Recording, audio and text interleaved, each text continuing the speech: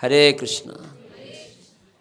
तो आजिर ये शुभ मध्याह्न इस्कन बैसिंगा आउटपोस्ट राधा माधव निताय गौरांग मंदिर रे आज जो भक्त संघ आयोजन कराई यही साधु संघ पाई जो माने उपस्थित रही समस्त सज्जन भक्तमंडली मातृमंडली पितृमंडली भाई भौणी माने मु समस्त को इस्कन प्रधान पारमार्थिक कार्यालय श्री मायापुर चंद्रोदय मंदिर एवं इस्कन बैसिंगा तरफ समस्त को असंख्य धन्यवाद ज्ञापन करते जन मायापुर को जाइछंती हाथ उठेबे मायापुर धाम को। हरे कृष्ण। धन्यवाद जो मैंने जाइना एवं जाइछंती समस्त को मायापुर धाम को सादर आमंत्रण। मायापुर होचे आमर गुप्त वृंदावन समस्त गृह कहीं भगवान घर तो भगवान को घर माने प्रत्येक जीवर भी गृह। ये नवद्वीप धाम मायापुर धाम मायापुर को गले आनंद होइतिला मायापुर को आनंद होतिला जीवा जाई सेठी आनंद पाउथिले कहीं निज घर को फेरले आनंद हुए निज घर बोले आनंद हो। आमे जो सब घरे रहीचे एटा नित्य घर नुहे ये घर गुड़िक हूँ भड़ा घर भड़ा घर भड़ा घर निज घर बोली भाबू कि भड़ा घर रे कौन सी आनंद नहीं ते भड़ा घर कौन सी उद्देश्य नहीं भड़ा मिली किंतु ये भड़ा घर छाड़ा पड़ो अवश्य समस्त को हाँ कि ना भड़ा घर बेसी दिन रही पारे आप इच्छा भली इच्छा करी जेकोसी जिनस भी करें भड़ा घर करें मालिक करते देवेनि। तो से आमको भगवत धाम निजर आलय निज गृह से प्रत्यावर्तन करते हो। प्रभुपाद लिखते बैक टू गॉड हेड भगवत दर्शन पत्रिकार देखते बैक टू गॉड हेड इंग्राजी रे प्रभुपाद लिखते। तो भगवान पाखु फेरते हम तांका चेतना रे आसिले आमे फेरी परिबा भगवत भावना रे आसिले आमे तांका पाखु फेरी जाई परिबा। तो सेते पई प्रभुपाद होचंती इस्कन प्रतिष्ठाता भगवान कर नित्य शुद्ध सेनापति भक्त। भगवान केतेबेले तांका शुद्ध भक्त मान को पठांती आम भलिया बद्ध जीवन को मने करे दवापाई जे आमर जे भड़ा घरे अच्छु जहाको ताहाको पिता माता भाई भौणी स्त्री कहीकि संपर्क गठन करुचु संपर्कटा गढ़ीचु तो सेटा अनित्य सेटा जो नित्य संबंध नुहे सेटा साधु संगरे जानी हुए। तेणु प्रभुपाद शुद्ध भक्त प्रकृत साधु भगवान कर प्रतिनिधि रूप में सारा विश्वर लोकों को सही संबंध भगवान को सहित नित्य संपर्क जे आमे भूली जाइछे सेटा को स्थापन करने प्रभुपाद इस्कन प्रतिष्ठा करछंती एवं इस्कन विभिन्न सहर रे जेमिति गढ़ी उठे सेटा प्रभुपादंकर मनोभाव जे समग्र सहर जे रही जेते पृथ्वी रे सब सहर एवं गाँव रे भी जेमिति घरे घरे इस्कन प्रतिष्ठा हुए केमती घरे घरे इस्कन प्रतिष्ठा हम प्रभुपादंकर जे शिक्षा जे कृष्ण भावनामय जेमिति घरे घरे हुअन्ति प्रतिटा घर जेमिति वृंदावन में परिणत हुए सीटा प्रभुपादंकर मनोभाव कौन उद्देश्य ना 24 घंटा कृष्ण स्मरण हब वृंदावन कले 24 घंटा कृष्ण स्मरण हब ताले गीता जे कृष्ण कहते अंतकाले चमामेव स्मरण मुक्ता कलेवरम जे मृत्यु समय जदि मत चिंता करें ताले से मो धाम को फेरी आसी पारे। तो ये घरे घरे भी मंदिर हाँ प्रभुपाद सेटा चाहिए एवं विभिन्न सहरे सबु भक्त मान को केन्द्र करी गोटे मंदिर ଘରେ ଘରେ ମନ୍ଦିର ଏବଂ ସାଧୁସଙ୍ଗ ପାଇଁ ଘରେ ଆମେ ଏକା, କିନ୍ତୁ ଆହୁରି ଅନ୍ୟମାନେ ଯେ ଆମର ନିତ୍ୟ ସେଇ ଭଗବାନଙ୍କର ନିତ୍ୟ ଜନ, ତାଙ୍କର ଯେ ପୁତ୍ର ସନ୍ତାନ ଆମେ ସମସ୍ତେ, ସେଇଟା ବୁଝେଇବା ପାଇଁ ସହରରେ ଗୋଟେ ଜାଗାରେ କେନ୍ଦ୍ରବିନ୍ଦୁ ମନ୍ଦିର ତିଆରି କରା। ତାହେଲେ ଆମେ ଜାଣିପାରିବୁ ଯେ ନା ଆମେ କେହି ଅଲଗା ନୁହଁ, ଖାଲି ଗୋଟେ ପରିବାର ଭାଗି ଆମେ କହିଲୁ ଆମ ପରିବାର, କିନ୍ତୁ ଆମେ ଯେ ସବୁ ପରିବାର ସମସ୍ତେ ଯେ ଗୋଟିଏ ପରିବାର, ବସୁନ୍ଧୈବ କୁଟୁମ୍ବକମ୍, ଏଇ ଶିକ୍ଷା ଦେବା ପାଇଁ ପ୍ରଭୁପାଦ ମହାପ୍ରଭୁଙ୍କର ନିର୍ଦ୍ଦେଶ ଏବଂ ତାଙ୍କ ଗୁରୁଙ୍କର ନିର୍ଦ୍ଦେଶକୁ ପରିପୂର୍ଣ୍ଣ କରିବା ପାଇଁ ଅନ୍ତରାଷ୍ଟ୍ରୀୟ କୃଷ୍ଣ ଭାବନାମୃତ ସଂଘ ପ୍ରତିଷ୍ଠା କରିଛନ୍ତି। ଏବଂ ଏଠି ସମ୍ଭବ ହେବ ଯଦି ଆମେ ସାଧୁସଙ୍ଗରେ ଏସବୁ ଉପଲବ୍ଧି କରିପାରିବୁ, କାହିଁକିନା ଏକା ଏକା ଉପଲବ୍ଧି ହୁଏ ନା। ସାଧୁସଙ୍ଗରେ ଭଗବାନଙ୍କର ସେବା ବୃଦ୍ଧି ଲାଭ କରେ। ସାଧୁସଙ୍ଗକୁ ଆସିଲେ ଆମର ସମସ୍ତ ଇନ୍ଦ୍ରିୟ ଗୁଡ଼ିକ କୃଷ୍ଣ ସେବାରେ ଯୁକ୍ତ ହୋଇଯାଏ। ସେଥିପାଇଁ ମଝିରେ ମଝିରେ ବିଭିନ୍ନ ସ୍ଥାନେ ସାଧୁସଙ୍ଗର ଆୟୋଜନ କରାହୁଏ, କିନ୍ତୁ ମନ୍ଦିର ଦୈନିକ ସାଧୁସଙ୍ଗ, ଘରେ ବି ନିତ୍ୟ ସାଧୁସଙ୍ଗ, ପୁତ୍ର କନ୍ୟାକୁ ନେଇ ତୁଳସୀଙ୍କ ସହିତ ନିତ୍ୟ ସାଧୁସଙ୍ଗ। ସେ ନାମଟ ସଂଘ ସପ୍ତାହରେ ଗୋଟେ ସାଧୁସଙ୍ଗ, ଘରେ ନିତ୍ୟ, ନାମଟ ସଂଘରେ ସପ୍ତାହରେ। ପୁଣି ଯେତେବେଳେ ମନ୍ଦିର ହେବ ସେତେବେଳେ ସମସ୍ତେ ସେଇ ସେବା କରିବାର ସୁଯୋଗ ପାଇବେ। ଅନ୍ୟ ଲୋକମାନେ ଜାଣିବେ ଏଠି କୌଣସି ପନ୍ଥା ନାହିଁ ଯେ ମୁଁ ତଳେ ନିଚ ତଳ ଲୋକ, ମୋର ଜାତି ଅନେକ, ଦେହର ପରିଚୟ ଅନେକ ନିଚ, ହୟତ ଆଦିବାସୀ ବା କୌଣସି ଆହୁରି ନିଚ କୂଳର ବ୍ରାହ୍ମଣ ନୁହେଁ, ଏମାନେ ବି ମନ୍ଦିର ଯାଇକି ସେବା କରୁଛନ୍ତି। କେତେବେଳେ ମୁଁ ଦେଖିଛି ଓଡ଼ିଶାରେ ଇସ୍କନ ଭକ୍ତ ଯେତେବେଳେ ଦୀକ୍ଷା ନେଇଛନ୍ତି, ହୟତ ଧୋବା କପଡ଼ା କାଚୁଥାନ୍ତି, କେହି ବାରିକ, କେହି କଣ୍ଡରା ଜାତିର, ପାଣ, ଏରକମ ସାନ୍ତାଳ, ଏରକମ ବିଭିନ୍ନ ଜାତିର ତାଙ୍କର ପୂର୍ବ କର୍ମ ଅନୁସାରେ ଦେହ ହିତ ହେଇଛି।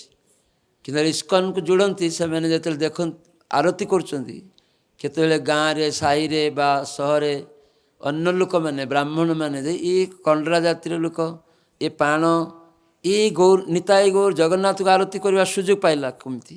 କିଏ ତାକୁ ସୁଯୋଗ ଦେଲା? ତ ଏଇଟା ସମଗ୍ର ବିଶ୍ୱର ଲୋକ ଆଜି ଜାଣିପାରୁଛନ୍ତି କେମିତି এই ସୁଯୋଗ ଆସେ ନା। ଯେତେବେଳେ ଭକ୍ତ ସଙ୍ଗେ ଆମେ ଭଗବାନଙ୍କର ନାମ କରୁ, ପ୍ରସାଦ ଖାଉ, ସେତେବେଳେ ଆମର ଏଇ ନିତ୍ୟ ପରିଚୟଟା ପାଇବାର ସୁଯୋଗ ଆସେ। ଭକ୍ତ ସଙ୍ଗରୁ ଭକ୍ତି ଲାଭ ହୁଏ, ଆମ ମଧ୍ୟରେ ଅଛି, କିନ୍ତୁ ସେଟା ସୁଯୋଗ ହୁଏ।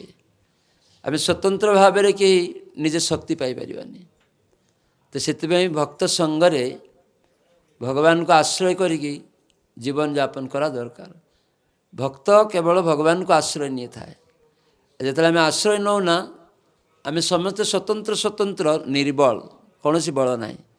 କିନ୍ତୁ ଯେତେବେଳେ ଆମେ ଭକ୍ତ ସଙ୍ଗରେ ରହିଛୁ, ସେତେବେଳେ ଭକ୍ତିର ବଳ, କାହିଁକିନା ଭଗବାନ ହେଉଛନ୍ତି ସର୍ବଶକ୍ତିମାନ, ତାଙ୍କ ଶକ୍ତି ସେତେବେଳେ ପ୍ରବାହିତ ହେବ ସେଇ ଭକ୍ତ ମଧ୍ୟରେ। ତ ସେଥିପାଇଁ ଦରକାର ସର୍ବଦା ଭକ୍ତ ସଙ୍ଗରେ ରହିବା ପାଇଁ ମନୋଭାବ ତିଆରି କରିବା। ତ ଏଥିପାଇଁ ଭାଗବତ ଗ୍ରନ୍ଥ, ଗୀତା ଗ୍ରନ୍ଥ ସାଧୁସଙ୍ଗରେ ଶ୍ରବଣ ପାଇଁ କୁହାଯାଇଛି। ହରେ କୃଷ୍ଣ, କଥା କହିବନି, ହରେ କୃଷ୍ଣ, ତାକୁ ରାସ୍ତା ଦିଅ। ତ ଆଜି ଆମେ ଇସ୍କନ ପ୍ରତିଷ୍ଠାତା ଆଚାର୍ଯ୍ୟ ଶ୍ରୀଲ ପ୍ରଭୁପାଦ, ସେ ଜଣେ ମହାନ ଭାଗବତ। ତ ସର୍ବଦା ସେ ଭାଗବତ ଗ୍ରନ୍ଥ ଶିକ୍ଷା ପ୍ରଦାନ କରିଛନ୍ତି, କାହିଁକିନା ବୈଦିକ ଶାସ୍ତ୍ରରେ କୁହାଯାଇଛି ଯେ ଏହି ଭାଗବତ ଗ୍ରନ୍ଥ ଆଶ୍ରୟ ଭକ୍ତମାନଙ୍କ ସହିତ କରିବାକୁ ପଡ଼େ। ଯାହ ଭାଗବତ ପଢ଼ ବୈଷ୍ଣବର ସ୍ଥାନେ। ତେଣୁ ମହାପ୍ରଭୁ ସ୍ୱୟଂ କୃଷ୍ଣ, ନିତାଇ ଗୌର, ନିତ୍ୟାନନ୍ଦ ପ୍ରଭୁ ହେଉଛନ୍ତି ବଳରାମ, আর মহাপ্রভু হচ্ছেন গৌরাঙ্গ। সমস্তে কোন নিতাই গৌরাঙ্গ, নিতাই গৌরাঙ্গ, নিতাই গৌরাঙ্গ, কৃষ্ণ বলরাম, কৃষ্ণ বলরাম, তো এই বলরাম হইল নিতাই, ব্রজেন্দ্র নন্দন যেই শচীসুত হইল সেই। তো ଆଚାର୍ଯ୍ୟମାନେ এই ଉପଲବ୍ଧି ଆମକୁ ଦେଇଛନ୍ତି। ବ୍ରଜେନ୍ଦ୍ର ନନ୍ଦନ, ବ୍ରଜେର ଯେ ରାଜା ତାଙ୍କର ନନ୍ଦନ କିଏ? ପରମେଶ୍ୱର ଭଗବାନ ଶ୍ରୀକୃଷ୍ଣ ବ୍ରଜେର ନନ୍ଦନ। ବ୍ରଜେନ୍ଦ୍ର ମାନେ ବ୍ରଜେର ଯେ ମାଲିକ ଈଶ୍ୱର, ସେ ହେଉଛନ୍ତି ନନ୍ଦ ମହାରାଜ। ସେଥିପାଇଁ କହୁଛି ବ୍ରଜେନ୍ଦ୍ର ନନ୍ଦନ। ତ ତାଙ୍କର ପୁତ୍ର ଆରାଧ୍ୟ ଭଗବାନ ବ୍ରଜେଶ ତନୟ, ବ୍ରଜ ଈଶ, ବ୍ରଜେର ଯେ ଈଶ୍ୱର, ସେଥିପାଇଁ କହୁଛି ବ୍ରଜେନ୍ଦ୍ର। ତ ସେ ବ୍ରଜେର ଈଶ୍ୱର ନନ୍ଦ ମହାରାଜ, ତାଙ୍କର ପୁତ୍ର ହେଉଛନ୍ତି କୃଷ୍ଣ, ସେ ହେଉଛନ୍ତି ଆରାଧ୍ୟ। ସେଇ ବ୍ରଜେନ୍ଦ୍ର ନନ୍ଦନ ଏବେ କଳିଯୁଗରେ କ'ଣ? ବ୍ରଜେନ୍ଦ୍ର ନନ୍ଦନ ଯେଇ ଶଚୀସୁତ ହଇଲ ସେଇ। ସେ ବ୍ରଜେନ୍ଦ୍ର ନନ୍ଦନ ଶଚୀପୁତ୍ର ରୂପରେ କଳିଯୁଗରେ ଆବିର୍ଭୂତ ହୋଇଛନ୍ତି। ବଳରାମ ହଇଲ ନିତାୟ, ବଳରାମ ନିତ୍ୟାନନ୍ଦ ପ୍ରଭୁ ରୂପରେ ଆସିଛନ୍ତି। ତ ଏଇ ଦୁଇ ଜଣ ଆସି କ'ଣ ଦେଇଛନ୍ତି ନା ଚୈତନ୍ୟ ଚରିତାମୃତରେ କୁହାଯାଇଛି ଶ୍ରୀକୃଷ୍ଣ ଚୈତନ୍ୟ ଯେତେବେଳେ ମହାପ୍ରଭୁ ସନ୍ନ୍ୟାସ ନେଲେ ତାଙ୍କର ନାମ ହେଲା ଶ୍ରୀକୃଷ୍ଣ ଚୈତନ୍ୟ। କୃଷ୍ଣ ଜୀବ ହୃଦୟରେ କୃଷ୍ଣକୁ ଦାନ କଲେ, ଯାହାଫଳରେ ଜୀବର ଚୈତନ୍ୟ ମାନେ ଚେତନା ଉଦୟ ହେଲା ଯେ ମୁଁ ଏଇ ଦେହ ନୁହେଁ, ଦେହାତ୍ମ ବୁଦ୍ଧିରୁ ମୁକ୍ତ ହେଲେ। ତ ସେ ଭାବନାଟା କେମିତି ଆସିଲା ନା ଏଇ ଶ୍ରୀକୃଷ୍ଣ ବଦ୍ଧଜୀବ ଆମ ହୃଦୟରେ କୃଷ୍ଣକୁ ଦେଲେ। ହରେ କୃଷ୍ଣ କୃଷ୍ଣ କୃଷ୍ଣ ହରେ ହରେ, ହରେ ରାମ ରାମ ରାମ ହରେ ହରେ। ଏ କୃଷ୍ଣକୁ ସେ ଆମକୁ ପ୍ରଦାନ କଲେ। ଆଉ ସେଥିପାଇଁ ଆମ ହୃଦୟରେ ଚେତନା ପରିମାର୍ଜିତ ହେଲା ଯେ ଆମେ ସମସ୍ତେ କୃଷ୍ଣ ନିତ୍ୟ କିଙ୍କର ସେବକ। ଏ ଜଣେ ଶ୍ରୀକୃଷ୍ଣ ଚୈତନ୍ୟ ପ୍ରଭୁ ନିତ୍ୟାନନ୍ଦ, ଯାହାର ପ୍ରକାଶେ ସର୍ବ ଜଗତ ଆନନ୍ଦ। କୃଷ୍ଣ ଚୈତନ୍ୟ ମହାପ୍ରଭୁ ଏବଂ ନିତ୍ୟାନନ୍ଦ ପ୍ରଭୁ ଏ ଦୁଇ ଜଣ ଯେତେବେଳେ ଆବିର୍ଭୂତ ହେଲେ, ସେତେବେଳେ ଏଇ ଜଗତରେ ଆନନ୍ଦ ପ୍ରକାଶିତ ହେଇଛି, ଆନନ୍ଦ ବର୍ଷା ହେଇଛି। ତ ସେମାନେ ଆସିଛନ୍ତି କ'ଣ ପାଇଁ ନା ଦୁଇ ଭାଇ ହୃଦୟରେ ନାଶେ ଅନ୍ଧକାର। ଦୁଇ ଭାଇ ଆସି କ'ଣ କରୁଛନ୍ତି ନା ହୃଦୟର ନାଶେ ଅନ୍ଧକାର।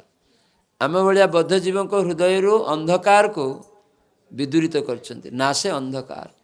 କେମିତି ନା ଦୁଇ ଭାଗବତର ସଙ୍ଗେ କରାଇয়া ସାକ୍ଷାତକାର। ଦୁଇ ଭାଗବତଙ୍କ ସହିତ ଯୁକ୍ତ କରେଲେ, ସାକ୍ଷାତ କରିଦେଲେ, ସେଥିପାଇଁ ଆମର ଅନ୍ଧକାର ଯିବ। ତ ସେ ଅନ୍ଧକାରକୁ ନାଶ କରିବାକୁ ହେଲେ ଆମକୁ ଦୁଇ ଭାଗବତ ସଙ୍ଗ କରିବାକୁ ପଡ଼ିବ। ତ ଆଜି ଆମେ ଏଠି ଶ୍ରୀମଦ୍ ଭାଗବତ ଅଷ୍ଟମ ସ୍କନ୍ଧ ରଖା ହେଇଛି, ଗୋଟେ ଶ୍ଲୋକ ଅଧ୍ୟୟନ କରିବା। ଏଠି ଅଷ୍ଟମ ସ୍କନ୍ଧ ଦ୍ୱିତୀୟ ଅଧ୍ୟାୟ 32 ନମ୍ବର 32 ଶ୍ଲୋକ ଏଠି ଆମେ ଶ୍ରବଣ କରିବା। ସମସ୍ତଙ୍କୁ ଅନୁରୋଧ କରିବି ହାତ ଯୋଡ଼ କରିବା ପାଇଁ। କୁହନ୍ତୁ ସମସ୍ତେ, ଓಂ ନମଃ ଭଗବତେ ବାସୁଦେବାୟ, ଓಂ ନମଃ ଭଗବତେ ବାସୁଦେବାୟ, ଓಂ ନମଃ ଭଗବତେ ବାସୁଦେବାୟ। নারায়ণং নমস্কৃত্যং নরং চৈব নরোত্তমং দেবীং সরস্বতীং ব্যাসং ততো জয়মুদীরয়েৎ। মুখং করোতি বাচালং পঙ্গুলং হয়তে গিরিং যৎকৃপাতমহং বন্দে শ্রীগুরুং দীনতারিণং পরমানন্দমাধবং শ্রীচৈতন্য ঈশ্বরং। নষ্টপ্রায়েষু অভদ্রেষু নিত্যং ভাগবত সেবয়া ভাগবতে উত্তম শ্লোকে ভক্তির্ভবতি নৈষ্ঠিকী। তো ভাগবত নিত্য সেবা করতে কুହାଯାଇଛି। ନିତ୍ୟମ୍ କେତେଜଣ ନିତ୍ୟ ଭାଗବତ ଅଧ୍ୟୟନ କରନ୍ତି? ହାତ ଉଠେଇବେ। ନିତ୍ୟ ପ୍ରତିଦିନ ଗୋଟେ କମ୍ ପକ୍ଷେ ଗୋଟେ ଶ୍ଲୋକ ତାତ୍ପର୍ଯ୍ୟ ପଢ଼ନ୍ତି। ଧନ୍ୟବାଦ।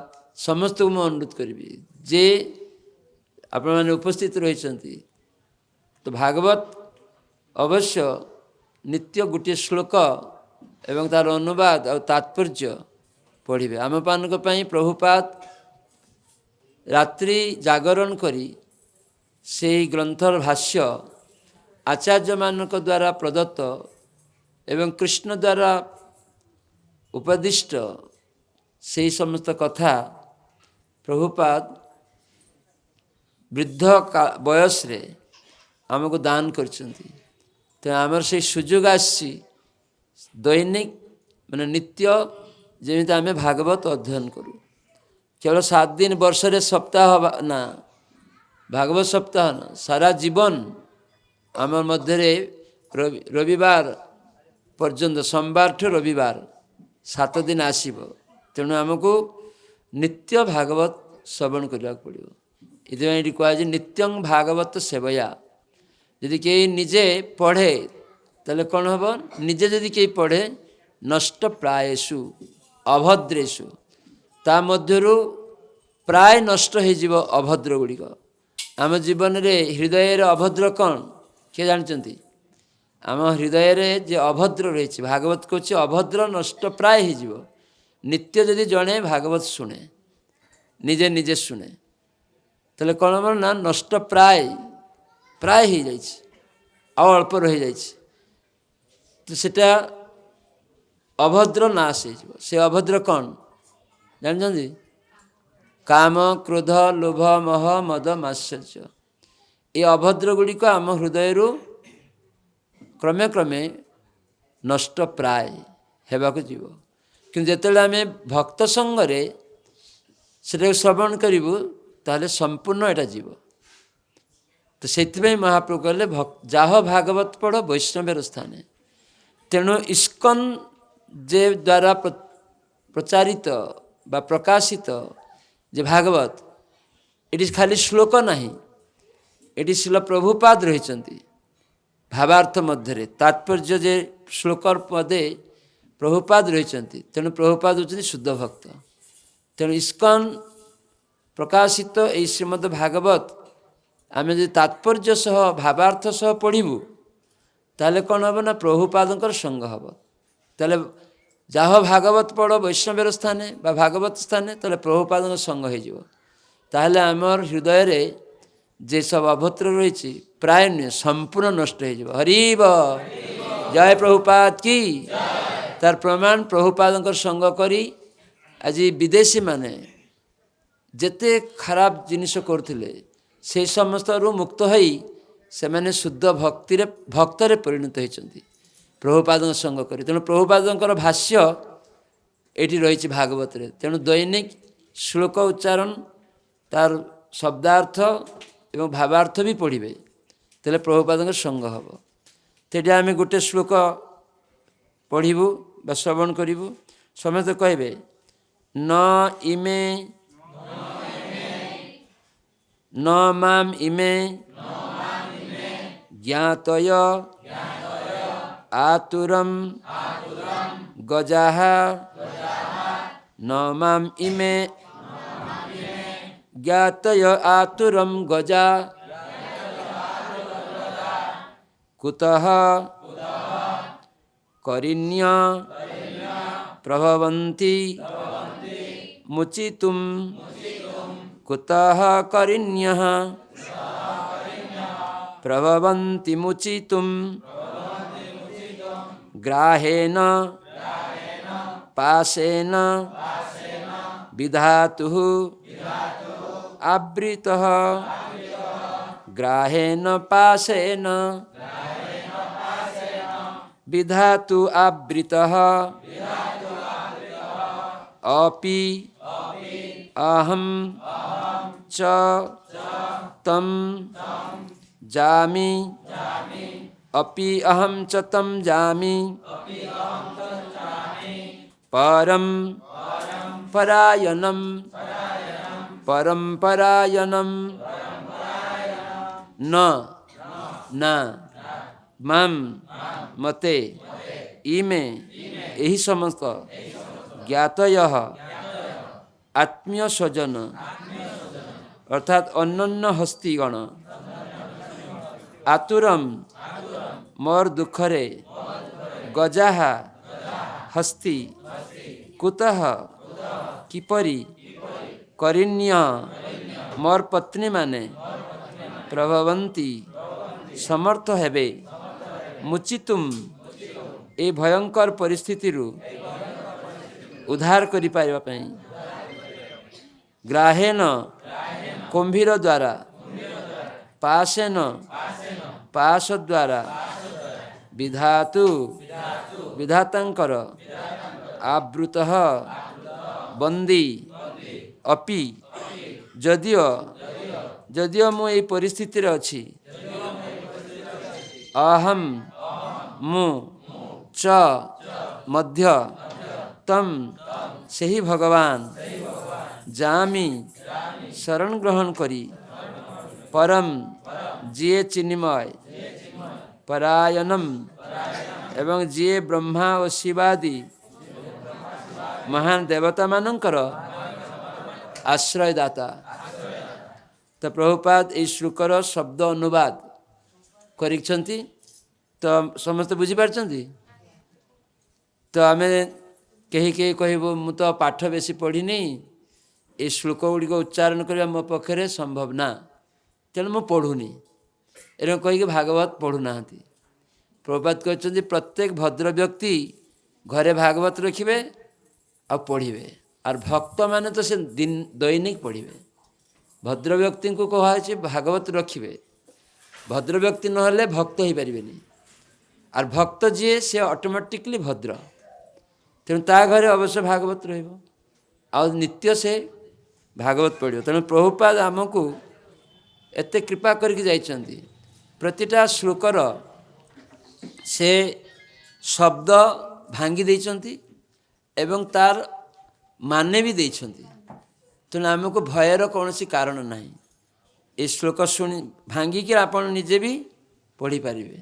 ସେଥିପାଇଁ ମୁଁ ଏଠି ଆପଣଙ୍କୁ ଶିଖେଇଲି ଯେ ଏଇଭଳିଆ ଉଚ୍ଚାରଣ କରିବେ, ଏଇଭଳିଆ ତା ଶବ୍ଦ ଅର୍ଥ ଜାଣିବେ, ତାହେଲେ ଗୋଟେ ଦିନ ଏ ଭାଗବତର ଶବ୍ଦ ଅର୍ଥ ଗୁଡ଼ିକ ଆପଣ ହୃଦୟରେ ପ୍ରକାଶ ହେବ, ବୁଝିପାରିବେ। ତ ପ୍ରଭୁପାଦ ଏହି ଶ୍ଲୋକର ଅନୁବାଦ ଏବଂ ଭାବାର୍ଥକୁ ବି ପ୍ରଦାନ କରିଛନ୍ତି। ତ ଅନୁବାଦରେ ସେ କହିଛନ୍ତି, ସମସ୍ତେ ମୋ ପରେ ପରେ କହିବେ, ମୋର ଆତ୍ମୀୟ ଓ ଅନ୍ୟାନ୍ୟ ବନ୍ଧୁ ହସ୍ତିମାନେ ମୋତେ ଏହି ବିପଦରୁ ଉଦ୍ଧାର କରିପାରିବେ ନାହିଁ। ସୁତରାଂ ମୋ ପତ୍ନୀମାନଙ୍କର କଥା ବା କ'ଣ କହିବି? ସେମାନଙ୍କ ପକ୍ଷରେ କିଛି କରିବା ସମ୍ଭବ ନୁହେଁ। ବିଧାତାଙ୍କ ଇଚ୍ଛାକ୍ରମେ ମୁଁ ଏହି କୁମ୍ଭୀର ଦ୍ୱାରା ଆକ୍ରାନ୍ତ ହୋଇଛି। ତେଣୁ ମୁଁ ବର୍ତ୍ତମାନ ଭଗବାନଙ୍କର ଶରଣ ଗ୍ରହଣ କରିବି, ଯିଏ ସର୍ବଦା ସମସ୍ତଙ୍କୁ ଆଶ୍ରୟ ପ୍ରଦାନ କରନ୍ତି,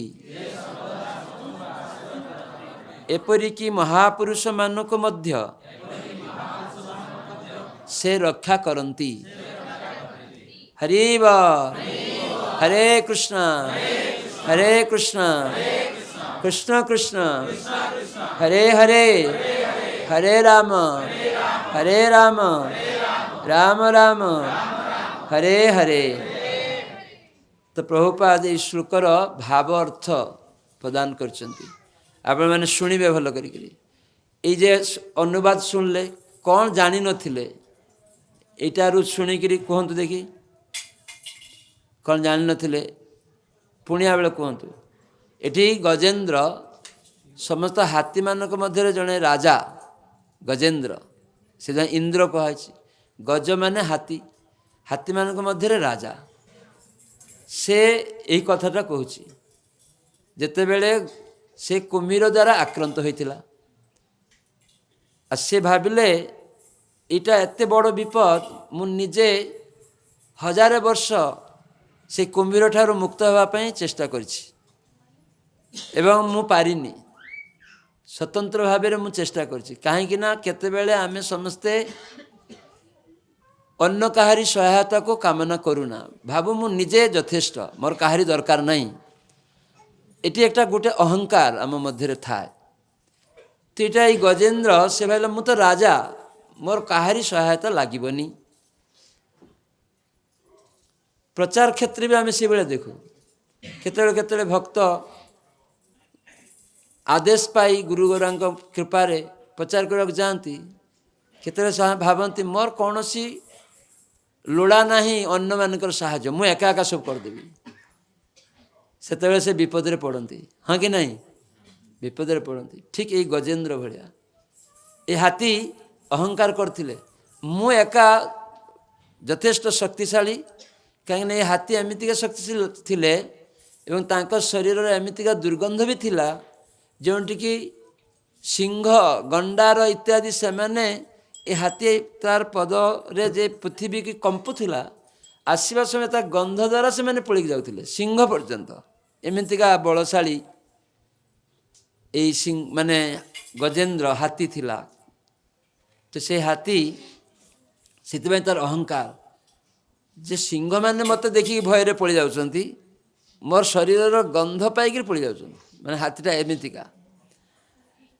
ତ ସେଇ ଅହଙ୍କାର ଥିଲା ଯେ ମୁଁ ସବୁ ହାତୀମାନଙ୍କ ମଧ୍ୟରେ ରାଜା, ଆଉ ମୋର କ'ଣ ଦରକାର ଅଛି ଏମାନଙ୍କର ସାହାଯ୍ୟ। ତେଣୁ ସେ 1000 ବର୍ଷ ସେଇ କୁମ୍ଭୀର ସହିତ ଯୁଦ୍ଧ କରିଛି। କ'ଣଟି? ଗୋଟେ ଜଳ ମଧ୍ୟରେ, ସରୋବର ମଧ୍ୟରେ, ଋତୁମତ ଉଦ୍ୟାନ, ସେ ଜାଗାଟା ରହିଛି ଋତୁମତ ଉଦ୍ୟାନ। ସେଠି ଯକ୍ଷରାଜ, ସେ ଯେ କୁବେର ରହିଛନ୍ତି, ତ ସେ କୁବେରଙ୍କର ହେଉଛି ସେଇଟା ତିଆରି ଋତୁମତ ଉଦ୍ୟାନ। ସେଟା ରହିଛି যে সমুদ্র, ক্ষীর সমুদ্র পাদ দেশে রয়েছে। এরকম জায়গায় খুব সুন্দর সরোবর আছে এবং বিভিন্ন তরুলতা রয়েছে। আর সেই পুষ্করিণীটা খুব স্বচ্ছ জল, সেটি অন্যান্য জলচর প্রাণী মানে भी বাস করନ୍ତି। এবং সেটি গোটে কুম্ভীর भी ଥିଲା, ହଁ বড় কুম্ভীর। কিন্তু এই হাতী ଗଜେନ୍ଦ୍ର ତାର ସବୁ ଆତ୍ମୀୟ ସ୍ୱଜନମାନଙ୍କୁ ନେଇ ପିକନିକ୍, ଯେମିତି ଅନେକ ପିକନିକ୍ କରନ୍ତି ନା, ସେ ବି এই ସରୋବରରେ ଆନନ୍ଦ ପାଇବା ପାଇଁ ତାର ସବୁ ଆତ୍ମୀୟ ସ୍ୱଜନ, ବନ୍ଧୁ ବାନ୍ଧବ, ସ୍ତ୍ରୀ, ପୁତ୍ର, କନ୍ୟା ସମସ୍ତଙ୍କୁ ନେଇ ସେଟାକୁ ସେ ଯାଇଥିଲେ। ତ ସେଠି ଯାଇକି ଦେଖୁଛନ୍ତି କେତେ ସୁନ୍ଦର ଗଛପତ୍ର। ହାତୀ କ'ଣ କରେ, ସବୁ ଗଛପତ୍ର ଡାଳ ଭାଙ୍ଗିକିରି ସବୁ ଶେଷ କରିଦେଇଛି। ଆଉ ଦେଖିଲେ ସୁନ୍ଦର ପୁଷ୍କରିଣୀ, ତା ମଧ୍ୟରେ ଯାଇକି ଗାଧୋଇବା ପାଇଁ ଚେଷ୍ଟା କରୁଛନ୍ତି, ସ୍ନାନ କରୁଛନ୍ତି। ତ ସ୍ନାନ ଏମିତି କରୁଛନ୍ତି, ସେଇ ପୋଖରୀରେ ଯେ ସମସ୍ତ ଅନ୍ୟ ଜୀବମାନେ ଥିଲେ, ଜଳଚର ପ୍ରାଣୀମାନେ, ସେମାନେ ଉଦ୍ବେଗ ଅନୁଭବ କଲେ, କଷ୍ଟ ଲାଭ କଲେ। କାହିଁକିନା ସେମାନେ ଏମିତି ଉତ୍ତାଳ ତରଙ୍ଗ କରୁଛନ୍ତି ଜଳ ଭିତରେ, ତେଣୁ ଅନ୍ୟ ଜୀବମାନେ, ସେଇ ଜଳରେ ବାସ କରୁଥିବା ଜୀବମାନେ, ତାଙ୍କର ଖୁବ୍ ଉଦ୍ବେଗ ହେଲା, କଷ୍ଟ ହେଲା। ତ ତା ମଧ୍ୟରେ ଗୋଟେ ବଡ଼ କୁମ୍ଭୀର ଥିଲା। ସେ ଦେଖିଲା ଏଇ ହାତୀ ଆସିକିରି ତାର ବନ୍ଧୁବାନ୍ଧବ, ସ୍ତ୍ରୀମାନଙ୍କୁ ନେଇ ଏଇ ଜଳରେ ଆମେ ସମସ୍ତେ ରହିଛୁ, ଜଳଚର ପ୍ରାଣୀ, ଆମେ ଭଲ ଭାବରେ ଅଛୁ, ଆରେ ଏମାନେ ଆସି ଆମକୁ ଉଦ୍ବେଗ ଦେଉଛନ୍ତି। ତ ସେତେବେଳେ ସେ କୁମ୍ଭୀର ରାଗିକି ସେଇ ଯେ ହାତୀମାନଙ୍କ ମଧ୍ୟରେ ରାଜା, ଗଜେନ୍ଦ୍ର ତାକୁ କୁହାଯାଇଛି, ତାର ପାଦକୁ ଯାଇକି କାମୁଡ଼ିଛି, କାମୁଡ଼ିକି ତଳକୁ ଟାଣିକି ନେଇଯାଉଛି। ତ ହାତୀ ସେତେବେଳେ ଦେଖିଲା ଯେ କିଏ ଟାଣିକି ନେଇଯାଉଛି, କିନ୍ତୁ ସେ ଚେଷ୍ଟା କରିଛି ନିଜକୁ ରକ୍ଷା କରିବା ପାଇଁ। କେତେ ଦିନ? 1000 ବର୍ଷ। 1000 ବର୍ଷ ହାତୀ ଜଳ ଭିତରେ ଶକ୍ତିହୀନ, କୁମ୍ଭୀର ଜଳ ଭିତରେ ଶକ୍ତିଶାଳୀ। ଆଉ ଏ ହାତୀ ତାର କୁମ୍ଭୀର ଯେ କାମୁଡ଼ି ଧରିଛି ତାର ହାତୀ ଗୁଡ଼କୁ, ସେତେବେଳେ କ'ଣ ରକ୍ତକ୍ଷୟ ହୋଇଯାଉଛି, ହାତୀ ସେତେବେଳେ ଦୁର୍ବଳ ବି ହୋଇଯାଉଛି, କିନ୍ତୁ କୁମ୍ଭୀର ଶକ୍ତି ମିଳୁଛି। ତ এই ଗଜେନ୍ଦ୍ର ନିଜେ ଚେଷ୍ଟା କରିକି ଆଉ ପାରିଲାନି। ପରେ ତାର ଆତ୍ମୀୟ ବନ୍ଧୁମାନଙ୍କୁ କହିଲା, ମୋତେ ତୁମେ ସାହାଯ୍ୟ କର। ସବୁ ଆତ୍ମୀୟ ସ୍ୱଜନ ମାନେ ବି ସେ ହାତୀକୁ ସେଇ ଜଳରୁ ବାହାର କରିବା ପାଇଁ ଚେଷ୍ଟା କଲେ, କିନ୍ତୁ ସେମାନେ ବି একসাথে ପାରିଲେନି। କାହିଁକି? କୁମ୍ଭୀର ଜଳ ଭିତରେ ଖୁବ୍ ଶକ୍ତିଶାଳୀ ହୋଇଯାଇଛି, ଆହୁରି ବଳ ବି ପାଉଛି ରକ୍ତ ଚୁଷିକିରି। ସେଥିପାଇଁ ଏଠି କହୁଛନ୍ତି ଯେ ମୋର ବନ୍ଧୁ ହାତୀମାନେ ମୋତେ ବିପଦରୁ ଉଦ୍ଧାର କରିପାରିବେ ନାହିଁ, କାହିଁକିନା ମୁଁ ଏତେ ତାଙ୍କ ସହାୟତା ନେଲି, ସେମାନେ ପାରିଲେନି। ଏବେ କ'ଣ ମୋର ପତ୍ନୀମାନଙ୍କର କଥା ମୁଁ କ'ଣ କହିବି? ଆଉ ଯେ ସବୁ ହସ୍ତିନୀ ମୋର ସ୍ତ୍ରୀ ଅଛନ୍ତି, ଏମାନେ କ'ଣ ମୋତେ ଉଦ୍ଧାର କରିପାରିବେ? ପାରିବେନି। ସେମାନଙ୍କ ପକ୍ଷରେ କିଛି କରିବାର ବି ନାହିଁ, କିଛି କରିବାର ନାହିଁ। ବିଧାତାଙ୍କ ଇଚ୍ଛାକ୍ରମେ ମୁଁ ଏଇ କୁମ୍ଭୀର ଦ୍ୱାରା ଆକ୍ରାନ୍ତ ହୋଇଛି। ଏଠି କହୁଛନ୍ତି ବିଧାତାଙ୍କ ଇଚ୍ଛାକ୍ରମେ, ଏଇଟା ମୁଁ କୁମ୍ଭୀର ଦ୍ୱାରା ଆକ୍ରାନ୍ତ ହୋଇଛି। ତାମାନେ କେତେବେଳେ ଆମେ ବିଭିନ୍ନ କର୍ମ ବିଧାତାଙ୍କ ଇଚ୍ଛାକ୍ରମେ ଦୁଃଖରେ ପଡ଼ୁ, ଏଇଟା ଜାଣିବା ଉଚିତ। କେହି ଆମେ ଜାଣିନୁ, ଆମେ କ'ଣ ଜାଣିଛୁ ଯେ କାହିଁକି ଆମେ ପଡ଼ିଗଲୁ ଏରକମ କଷ୍ଟ? এটা ବିଧାତାଙ୍କ ଇଚ୍ଛା କ୍ରମେ। କ'ଣ ପାଇଁ ନା ଆମେ ସେଇ ରକମ କର୍ମ କରିଛୁ, ସେଥିପାଇଁ ବିଧାତାଙ୍କର ଇଚ୍ଛା ସେଟା ହେଇଛି, ସେଥିପାଇଁ ଆମକୁ ସେଇ କଷ୍ଟରେ ପଡ଼ିବାକୁ ପଡ଼ୁଛି। ତ ବିଧାତାଙ୍କ ଇଚ୍ଛା କ୍ରମେ ସେମାନେ କିଛି କରିପାରିବେନି। ଏଇଟା ଇଚ୍ଛା କ୍ରମେ କୁମ୍ଭୀର ଦ୍ୱାରା ମୁଁ ଆକ୍ରାନ୍ତ ହେଇଛି, ତେଣୁ ମୁଁ ବର୍ତ୍ତମାନ ଭଗବାନଙ୍କର ଶରଣ ଗ୍ରହଣ କରିବି। ହାତୀ ଭଗବାନଙ୍କର ଶରଣ ଗ୍ରହଣ କରିବ ବୋଲି କହୁଛି। ଯିଏ ସର୍ବଦା ସେ ଭଗବାନ କିଏ? ହାତୀ ବୁଝିପାରିଛି ଯେ ମୁଁ ଭଗବାନଙ୍କର ଶରଣ ଗ୍ରହଣ କରିବି, କିନ୍ତୁ ସେ ଭଗବାନ କିଏ? ନା ସମସ୍ତଙ୍କର ଆଶ୍ରୟଦାତା। ଭଗବାନ ହେଉଛନ୍ତି ସମସ୍ତଙ୍କର ଆଶ୍ରୟଦାତା। ହାତୀ ଏଠି କହୁଛି। ତ ଆମେ କ'ଣ ଜାଣିଛେ ଆଶ୍ରୟଦାତା କିଏ? ଆମେ ଭାବୁଛେ ପିତାମାତା ଆମର ଆଶ୍ରୟଦାତା, ହଁ କି ନା? ରୋଗ ହେଲେ ଡାକ୍ତର ଆମର ଆଶ୍ରୟଦାତା, ଦେଶର ରାଜନୈତିକ ନେତାମାନେ ଆଶ୍ରୟଦାତା, ଏଇଭଳିଆ ଭାବୁକୁ ନାହିଁ। ତ ଏଇ ହାତୀର ଉପଲବ୍ଧି ହେଇଛି, ମୋର ଆତ୍ମୀୟ ସ୍ୱଜନ ସ୍ତ୍ରୀ ପୁତ୍ର କେହି ଆଶ୍ରୟ ଦେଇପାରିବେନି, ରକ୍ଷା ବି କରିପାରୁନାହାନ୍ତି। ତେଣୁ ଏକମାତ୍ର ଆଶ୍ରୟଦାତା ହାତୀ, ତାର ଉପଲବ୍ଧି ହେଲା ଯେ ସେ ହେଉଛନ୍ତି ଭଗବାନ। ଏମିତିକି ସେ ବୁଝିପାରିଛନ୍ତି ଯେ ମହାପୁରୁଷମାନଙ୍କୁ ମଧ୍ୟ ସେ ଆଶ୍ରୟ ଦିଅନ୍ତି। ତେବେ ଭାଗବତରେ ଗୋଟେ ଶ୍ଲୋକରେ କୁହାଯାଇଛି, ସମାଶ୍ରିତ ଯେ ପଦପଲ୍ଲବ ପ୍ଳବମ୍ ମହତ୍ ପଦମ୍ ପୁଣ୍ୟ ଯଶୋ ମୁରାରେ ଭବାମ୍ବୁଧିରେ ବତ୍ସ ପଦମ୍ ପରଂ ପଦମ୍ ପଦଂ ପଦଂ ଯଦ୍ ବିପଦମ୍ ନତେଷାମ୍। ଭକ୍ତମାନେ ଏଇଟା ଜାଣନ୍ତି, ଯେଉଁମାନେ ଭକ୍ତ ନୁହନ୍ତି ସେମାନେ ଜାଣନ୍ତିନି। ଭକ୍ତମାନେ କ'ଣ ଜାଣନ୍ତି ନା ଏଇ ଜଡ଼ ଜଗତରେ ଯେ ଆମେ ବାସ କରୁଛେ, ପ୍ରତିଟା ପଦ ସ୍ଥାପନ କରିବା ବିପଦମୟ, ପ୍ରତିଟା ସାମରେ ବିପଦ ରହିଛି। ପଦମ୍ ପଦମ୍ ଯଦ୍ ବିପଦମ୍, ପ୍ରତି ପଦେ ପଦେ ଏଇ ଜଗତରେ ବିପଦ ରହିଛି। ଏଇଟା କେଉଁମାନେ ଜାଣନ୍ତି? ଏଇଟା ସାଧୁମାନେ ଜାଣନ୍ତି। ଯେଉଁମାନେ ସାଧୁ ନୁହନ୍ତି ସେମାନେ ଜାଣନ୍ତିନି, ଏଇଟା ତାଙ୍କର ଉପଲବ୍ଧି। ଏବଂ ସେମାନେ କ'ଣ କରନ୍ତି ନା ସମସ୍ତଙ୍କର ଆଶ୍ରୟଦାତା ହେଉଛନ୍ତି ଭଗବାନ, ତାଙ୍କ ଚରଣରେ ଆଶ୍ରୟ ନିଅନ୍ତି। ସେଥିପାଇଁ ଏଇ ଜଡ଼ଜଗତ ରୂପକ ଯେ ସମୁଦ୍ର, ସେଇ ଭକ୍ତମାନଙ୍କ ପାଖରେ ଗୁଷ୍ପଦ ତୁଲ୍ୟ ହୋଇଯାଏ। ତାମାନେ ଉତ୍ତୀର୍ଣ୍ଣ ହେବାକୁ ତାଙ୍କର ଆଉ କଷ୍ଟ ହୁଏନି। ଗୁଷ୍ପଦ ଜାଣିଛନ୍ତି? ବାଛୁରୀ, ବାଛୁରୀର ପାଦ ଯଦି ଗୋଟେ ବାଲିରେ ପଡ଼ିଥିବ, ତା ପାଦଟା କେତେ ଟିକେ, ଛୋଟ ଟିକେ, 1 ଇଞ୍ଚ ହେବ ହଇତ, ମାନେ ପୁରା ପରିଧିଟା। ତ ବାଛୁରୀର ଖୁର ପାଦଟା 1 ଇଞ୍ଚ, ସେଠି ଯଦି ଜଳ ରହିବ ଆପଣ ପାରିପାରିବେ? ହଁ କି ନା? ପାରି ହେବ। ଠିକ୍ ସେଇଭଳିଆ ଏଇ ବିଶାଳ ଜଡ଼ ସମୁଦ୍ର, ସେଟାକୁ ପାରି ହେବା କଠିନ। କିନ୍ତୁ ଯଦି ଆମେ ପରମେଶ୍ୱର ଭଗବାନଙ୍କର ଆଶ୍ରୟରେ ରହୁ, ତାହେଲେ ସେଟାକୁ ପାରି ହେବାକୁ କେତେ ହେଇଯିବ? ଛୋଟ একটা ଗୁଷ୍ପଦ ଭଳିଆ ହେଇଯିବ। ତାହେଲେ ସେଠି ଯିବା ପାଇଁ ଆଉ ଅସୁବିଧା ହେବନି। ତ ସେଥିପାଇଁ ଆମକୁ ହାତୀ ଯଦି ସେ ପ୍ରାର୍ଥନା କରେ, ଆମେ କ'ଣ କରିପାରିବା? ହଁ କି ନାହିଁ? ଆମେ ଜାଣିନଥିଲୁ ଯେ କାହାର ଆଶ୍ରୟ ନେବା ଦରକାର, କିନ୍ତୁ ଏଠି ଏଇ ଶ୍ଲୋକରେ ଆମେ ଜାଣିଲୁ କ'ଣ? ହାତୀ ପାଖରୁ ନା ଏକମାତ୍ର ଆଶ୍ରୟଦାତା ହେଉଛନ୍ତି ଭଗବାନ। ତାହେଲେ ହାତୀ ଭଗବାନଙ୍କର ଆଶ୍ରୟ କଥା କହୁଛି, ତାହେଲେ ଆମର କ'ଣ ଉପଲବ୍ଧି ହେବା ଦରକାର?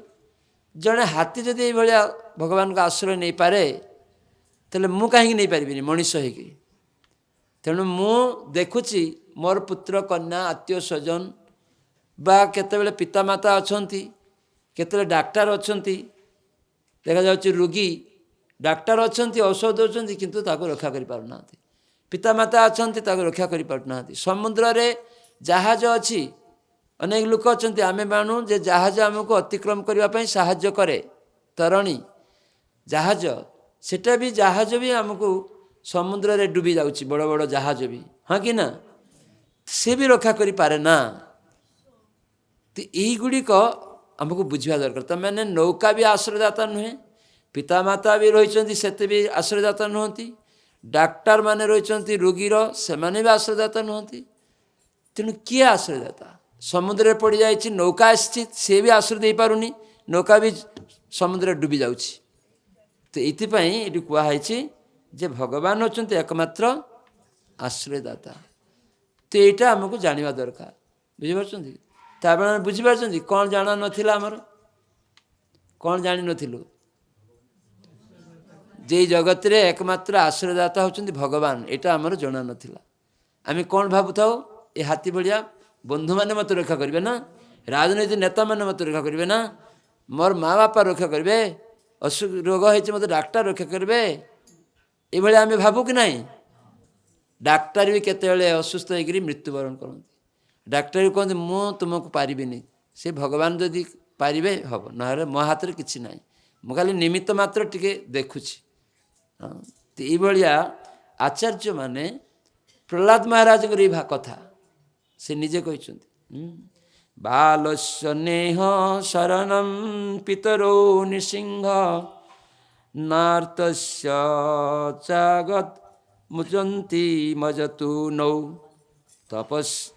ତପ୍ତସ୍ୟ ତତ୍ ପ୍ରତିବିଧାର୍ଯ୍ୟ ଇହାଞ୍ଜଶ୍ରେଷ୍ଠ ତାବତ୍ ବିଭୂତନ୍ତୁ ଭୟତାମ୍ ତଦୋପସ୍ଥିତାନାମ୍। ଖୁବ ସୁନ୍ଦର କହୁଛନ୍ତି, যেটা ମୁଁ କହିଲି ଏତେ ପର୍ଯ୍ୟନ୍ତ, ଯେ ବାଳସ୍ୟ ନେହ ଶରଣମ୍ ପିତରୌ ନୃସିଂହ। ନୃସିଂହଦେବ ପାଖରେ ପ୍ରାର୍ଥନା କରି କହୁଛନ୍ତି ଯେ ପୁତ୍ରକନ୍ୟା ଅଛନ୍ତି, ପିତାମାତା ତାଙ୍କୁ ରକ୍ଷା କରିପାରୁନାହାନ୍ତି, ଏଥିପାଇଁ କହୁଛନ୍ତି। ନୌକା ଅଛି, ନୌକା ସମୁଦ୍ରରେ ଜୀବ ବି ବା ମଣିଷ ବି ସେଠି ଡୁବିକି ମରିଯାଉଛି, ନୌକା ବି ତାକୁ ସାହାଯ୍ୟ କରିପାରୁନାହିଁ। ସେଇଭଳିଆ ଏଇ ଶ୍ଲୋକ ଦ୍ୱାରା ଆମେ ବୁଝିପାରୁଛେ। ତେଣୁ ଏଠି ହାତୀ ପଶୁ ଜଣେ, ତ ସେ ଭଗବାନଙ୍କର ଶରଣାଗତିର କଥା କହୁଛି, ହଁ କି ନା? ତାହେଲେ ହାତୀ ଯଦି ଶରଣାଗତ ହେବାର କଥା କହୁଛି, ତାହେଲେ ମୁଁ ମଣିଷ କାହିଁକି ଶରଣାଗତ ହେଇପାରିବିନି? ହାତୀ ଯଦି ହେଇକିରି ଉଦ୍ଧାର ପାଇପାରେ। ଏଇ ଗଜେନ୍ଦ୍ର ଆମେ କି ନାମ ଶାଲବେଗର ଗୋଟେ ଜଣାଣ ଅଛି ନା, ଶାଲବେଗ ଜଣାଣ ଗୀତ କୁହନ୍ତୁ। ଗଜରାଜ ଚିନ୍ତା କଲା ଥାଇ ଘୋର ଜଳେଣ ଚକ୍ର ପେଶି ନକ୍ର ନାସି ଉଦ୍ଧାରିଲ ଆପଣ ଉଧେ ନୀଳ ଶୈଳ। ତାହେଲେ ସେ ଆହେ ନୀଳ ଶୈଳ କିଏ? ଜଗନ୍ନାଥ। ସେ ହେଉଛନ୍ତି ଜଗନ୍ନାଥ। ତାମାନେ ଜଗତର କର୍ତ୍ତା, ଜଗତର ନାଥ, ଜଗତର ସବୁକିଛିର ରକ୍ଷାକର୍ତ୍ତା। ସେଥିପାଇଁ ଭାଗବତରେ ସମାଶ୍ରିତ ଯେ ପଦପଲ୍ଲବ ପ୍ଳବମ୍, ସମସ୍ତଙ୍କର ଆଶ୍ରୟଦାତା, ମୁରାରୀ, ମୁକ୍ତିଦାତା। ଏ ଜଗତରେ ଦେବତାମାନେ ହିଁ ମୁକ୍ତି ଦେଇପାରିବେନି, ପିତାମାତା ବି ନୁହେଁ, ଏଇଟା ରାଜନୈତିକ ନେତାମାନେ ବି ନୁହେଁ, ଏକମାତ୍ର ମୁକ୍ତିଦାତା ହେଉଛନ୍ତି ଭଗବାନ। ସେଥିପାଇଁ ତାଙ୍କର ନାମ କ'ଣ? ମୁରାରୀ, ମୁକୁନ୍ଦ। ସେଥିପାଇଁ ତାଙ୍କ ଶରଣର କଥା ହାତୀ କହୁଛି। ଆସିଲେ ହାତୀ ମଧ୍ୟରେ ଏଇ ଜ୍ଞାନ କେମିତି ଆସିଲା? ତ ହାତୀ ମଧ୍ୟରେ ଜ୍ଞାନ ଆସିଲା, ସେଇଥିପାଇଁ ଶାସ୍ତ୍ରରେ ଏଇ ଭାଗବତରେ ଏଇ ଗଜେନ୍ଦ୍ର ଉପାଖ୍ୟାନ ରହିଛି। ଏଠି 3ଟା ଅଧ୍ୟାୟ, ଅଷ୍ଟମ ସ୍କନ୍ଧରେ ସେଠି କୁହାହେଇଛି। ଏ ହାତୀ ଜଣେ ରାଜା ଥିଲେ ପୂର୍ବ ଜୀବନରେ, ଦକ୍ଷିଣ ଭାରତର ଜଣେ ରାଜା, ତାଙ୍କର ନାମ ଥିଲା ଇନ୍ଦ୍ରଦ୍ୟୁମ୍ନ। ପୁରୀ ରାଜା ଇନ୍ଦ୍ରଦ୍ୟୁମ୍ନ ନୁହନ୍ତି, ଏ ଦକ୍ଷିଣ ଭାରତର ରାଜା ଇନ୍ଦ୍ରଦ୍ୟୁମ୍ନ। ସେ 50 ଊର୍ଦ୍ଧ୍ୱଂ ବନଂ ବ୍ରଜେତ୍। ଶାସ୍ତ୍ର ଅନୁସାରେ ବର୍ଣ୍ଣାଶ୍ରମ ଧର୍ମ ପାଳନ କରିବାର ବିଧି ରହିଛି। ତ ଏଇ ରାଜା ଇନ୍ଦ୍ରଦ୍ୟୁମ୍ନ ଯେତେବେଳେ 50 ବର୍ଷ ହେଇଛି, ସେତେବେଳେ ତାଙ୍କ ପୁତ୍ରଙ୍କ ହସ୍ତରେ ରାଜଭାରକୁ ଅର୍ପଣ କରି ସେ ବନକୁ ଚାଲି ଯାଇଛନ୍ତି ଭଗବାନଙ୍କର ଆରାଧନା ପାଇଁ। ତୁମେ ଦେଖନ୍ତୁ, ରାଜା ବଣକୁ ଯାଉଛନ୍ତି କାହାକୁ ନେଇକି? କାହାରିକୁ ନୁହେଁ। ତେଣୁ ବଣରେ କ'ଣ ଅଛି? ହିଂସ୍ର ଜନ୍ତୁମାନେ ଅଛନ୍ତି, କିନ୍ତୁ ଭରସା କାହା ପାଖରେ ରଖିଛନ୍ତି? ଭଗବାନଙ୍କ ଉପରେ। ଏଇଟା ହେଉଛି ବାନପ୍ରସ୍ଥ ଜୀବନରେ, ମାନେ ମ୍ୟାଚିଓର୍ଡ ହୋଇଗଲେ, 50 ବର୍ଷ ହୋଇଗଲେ, ତୁମେମାନେ ଛୋଟଠୁ ଯଦି ଆମେ ଭଗବାନ ସମ୍ବନ୍ଧରେ ଜାଣି ତାଙ୍କ ଶରଣରେ ରହିଥିବା, ତାହେଲେ ବାନପ୍ରସ୍ଥ ଜୀବନରେ ଜଙ୍ଗଲରେ କିଏ ରକ୍ଷାକର୍ତ୍ତା, କିଏ ପାଳନକର୍ତ୍ତା? କ'ଣ ନା ଭଗବାନ ହିଁ ଭରସା।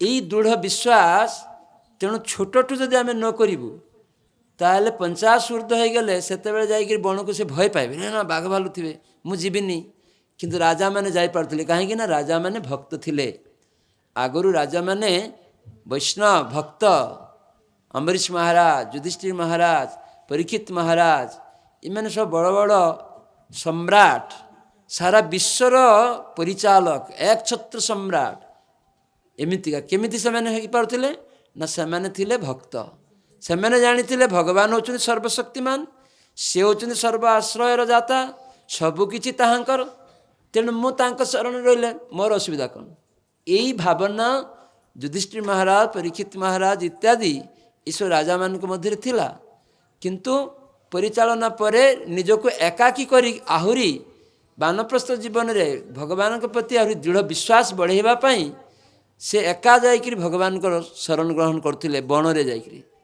ना आहरी दृढ़ विश्वास करथिले भय जे अभय शास्त्रे गीतारे कृष्ण कहते अभयम तमें केतले आम अभय हो पारिबा भजहु रे मन श्रीनंदनंदन अभय चरणार बिंदरे यदि भगवान को चरण रे आश्रय नबा ताले आम अभय पारिबा से बण को जाउछन्ति भगवान को आश्रय नेकरी भगवान आपण सर्वत्र रहिछन्ति सब जगह रहिछन्ति बणरे भी अछन्ति सेठी अनेक हिंस्र जंतु इत्यादि रहिले भी सेठी भी रहिछन्ति तो सेति भक्त वानप्रस्थ जीवन यापन करे एबे तो आ बण नाही वानप्रस्थ जीवन नाही तेबे घरे रही भी वानप्रस्थ करि पारिबे केमिति वृद्ध पितामाता आउ पुत्र कन्यार ऊपर निर्भरशील हेबेनी किंतु पुत्र कन्यार कर्तव्य पिताजी वानप्रस्थ जीवन रे अछन्ति तांकर प्रसादर दायित्व तांकर सब किछिर दायित्व कहीं से भगवत भक्त सेटा पुत्र कन्यार भी दायित्व रहिबो तो एटा को भी जानिबा दरकार तो ये राजा जे इंद्रद्युम्न राजा 50 वर्ष होइछि से गृह त्याग करी बण को चली जाइछन्ति भगवान रूपे निर्भर करी गोटे आश्रम करिकी सेठी भजन करछन्ति हरिनाम ध्यान रे रहिछन्ति तो से ध्यान अवस्था रे जड़े ऋषि से अनेक शिष्य मान को नहीं से रास्ता दे दे जाउछन्ति देखो गोटे आश्रम अरे राजा ध्यान रे अवस्था रही किंतु से जानी पारलेनी जे ऋषि आसछन्ति तो से ऋषि देखिले जे एई जे राजा तार ध्यानर उद्देश्य भगवान एवं भक्त को जानिबा सम्मान प्रदर्शन करिबा किंतु मते से सम्मान न करू आसे ना जाए किंतु अन्य भक्त मैंने आसबे तेरे से ताले करबनी तेल यार उचित शिक्षा देवा दरकार साधु होइछि बण को आसी किंतु जाने ना केमिति जे शास्त्र अनुसार सम्मान करवा दरकार से प्रभुपाद थरे परिभ्रमण करचन्ति पाश्चात्य देश रे तो परिभ्रमण करू करू देखचन्ति तांको शिष्यर जने पुत्र रास्ता रे खेलुछि कहले तो बाप को कह मु आछि जाई कह प्रभुपाद आछन्ति तो पिला छुटी जाई प्रभुपाद प्रणाम करिकी तार बाप को प्रभु बाबा प्रभुपाद आछन्ति रास्ता रे तुमको डाकुचन्ति तो से कहले जाओ प्रभुपाद को कहि दियो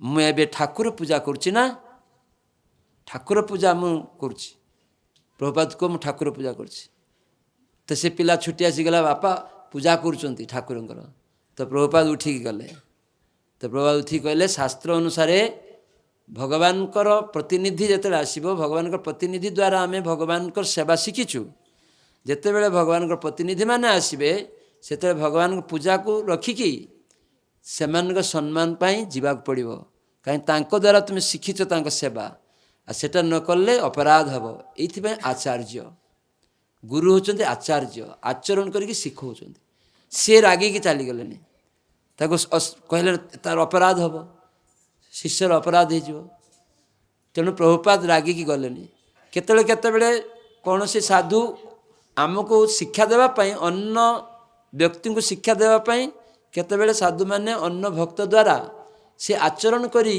शिखाती जमी भविष्य में कहीं एमती न करू से शिक्षा दिखते तेणु से ऋषि तांको शिक्षा देले प्रभुपाद भी सेटा कहले ना एमती करबेनी भगवान पूजा करने समय भी तुम्हें बाहर को जीव शुणव जो कौन वैष्णव भक्त आसछन्ति से सन्यासी ना ब्रह्मचारी ना गृहस्थ एटा विचार नुहे ଆମେ ଭାବୁନଥା ମାୟାପୁରରୁ ସନ୍ନ୍ୟାସୀ ଆସିଛନ୍ତି ଆମେ ଯିବୁ ନା।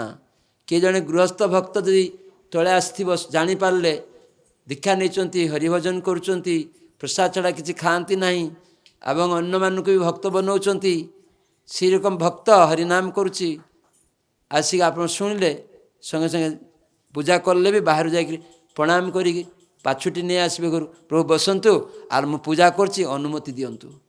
ସେ କ'ଣ ଆପଣଙ୍କୁ କହିବେ ନା ତୁ ଏଇଠି ବସ ପୂଜା ବନ୍ଦ କର କହିବେ? ପ୍ରକୃତ ବୈଷ୍ଣବ ଏଇଭଳିଆ କହିବେନି। ତାଙ୍କୁ ପାଛୁଟି ନେଇକିରି ବସିକିରି ଆହୁରି ଅନୁମତି ନେଇକି ଆପଣ ଟିକେ ମୋତେ ପୂଜା ମୁଁ ଭୁଲ କରୁଛି କି ନାହିଁ ଟିକେ ଦେଖନ୍ତୁ। ଶିକ୍ଷା ପାଇଁ ଶରଣାଗତି ସେ ଜାଣିଛନ୍ତି, ତେବେ ବି ଜାଣିବା ପାଇଁ ଆହୁରି ଆଗ୍ରହ। ଭକ୍ତ ପାଇଲେ ଭକ୍ତ ଆହୁରି ଚେଷ୍ଟା କରିବେ କିଛି ଶିଖିବା ପାଇଁ। ଏଇଟା ହେଉଛି ପନ୍ଥା, ବୁଝିପାରୁଛନ୍ତି? ତ ଏଇଭଳିଆ ପ୍ରଭୁପାଦ ଶିକ୍ଷା ଦେଇକି ଯାଇଛନ୍ତି। ଏବଂ ଏଇ ହାତୀ ରୂପରେ ଯେ ପ୍ରାପ୍ତ ହେଲେ ଏଇ ଇନ୍ଦ୍ରଦ୍ୟୁମ୍ନ ରାଜା, ସେ ଋଷି ଅଭିଶାପ ଦେଲେ ଯେ ତୁମର ବୁଦ୍ଧିଟା ମୋଟା, ତୁମେ ଏଇଭଳିଆ ଯେ ସାଧୁ ସନ୍ଥ ଆସୁଛନ୍ତି ତାଙ୍କୁ ଅସମ୍ମାନ କରୁଛ, ସମ୍ମାନ କରୁନ, ଆଉ ତୁମେ ଧ୍ୟାନରେ ବସିଛ, ଧ୍ୟାନର ପ୍ରକୃତ ଉଦ୍ଦେଶ୍ୟ ତୁମେ ଜାଣିନ, ତୁମର ବୁଦ୍ଧିଟା ମୋଟା ବୁଦ୍ଧି, ହାତୀ ହେଇଯାଅ, ତୁମେ ହାତୀ ହେଇଯାଅ। ତାକୁ କହିକି ଯେତେବେଳେ ଏଇ କଥାଟା ଶୁଣୁଛନ୍ତି ତାଙ୍କର ଧ୍ୟାନ ଭାଙ୍ଗି ଯାଇଛି। ସଙ୍ଗେ ସଙ୍ଗେ ଯାଇକରି ହେ ଋଷିବର, ମୋର ଅନ୍ୟାୟ ହେଇଯାଇଛି, କ୍ଷମା କରନ୍ତୁ, ଆପଣ ହେଉଛନ୍ତି କ୍ଷମା ସାଗର, ଆପଣ ଅନ୍ୟର ଦୁଃଖ ମୋଚନ କରନ୍ତି, ମୋତେ କ୍ଷମା କରନ୍ତୁ। ତ ଋଷି କହିଲେ ଦେଖ ଏଇ ଅଭିଶାପ ଯେତେବେଳେ ତୁମେ ପ୍ରାପ୍ତ ହେଇଛୁ ତୁମକୁ ଏଟାକୁ ବରଣ କରିବାକୁ ପଡ଼ିବ, ତୁମେ ପ୍ରାପ୍ତ ହେବ।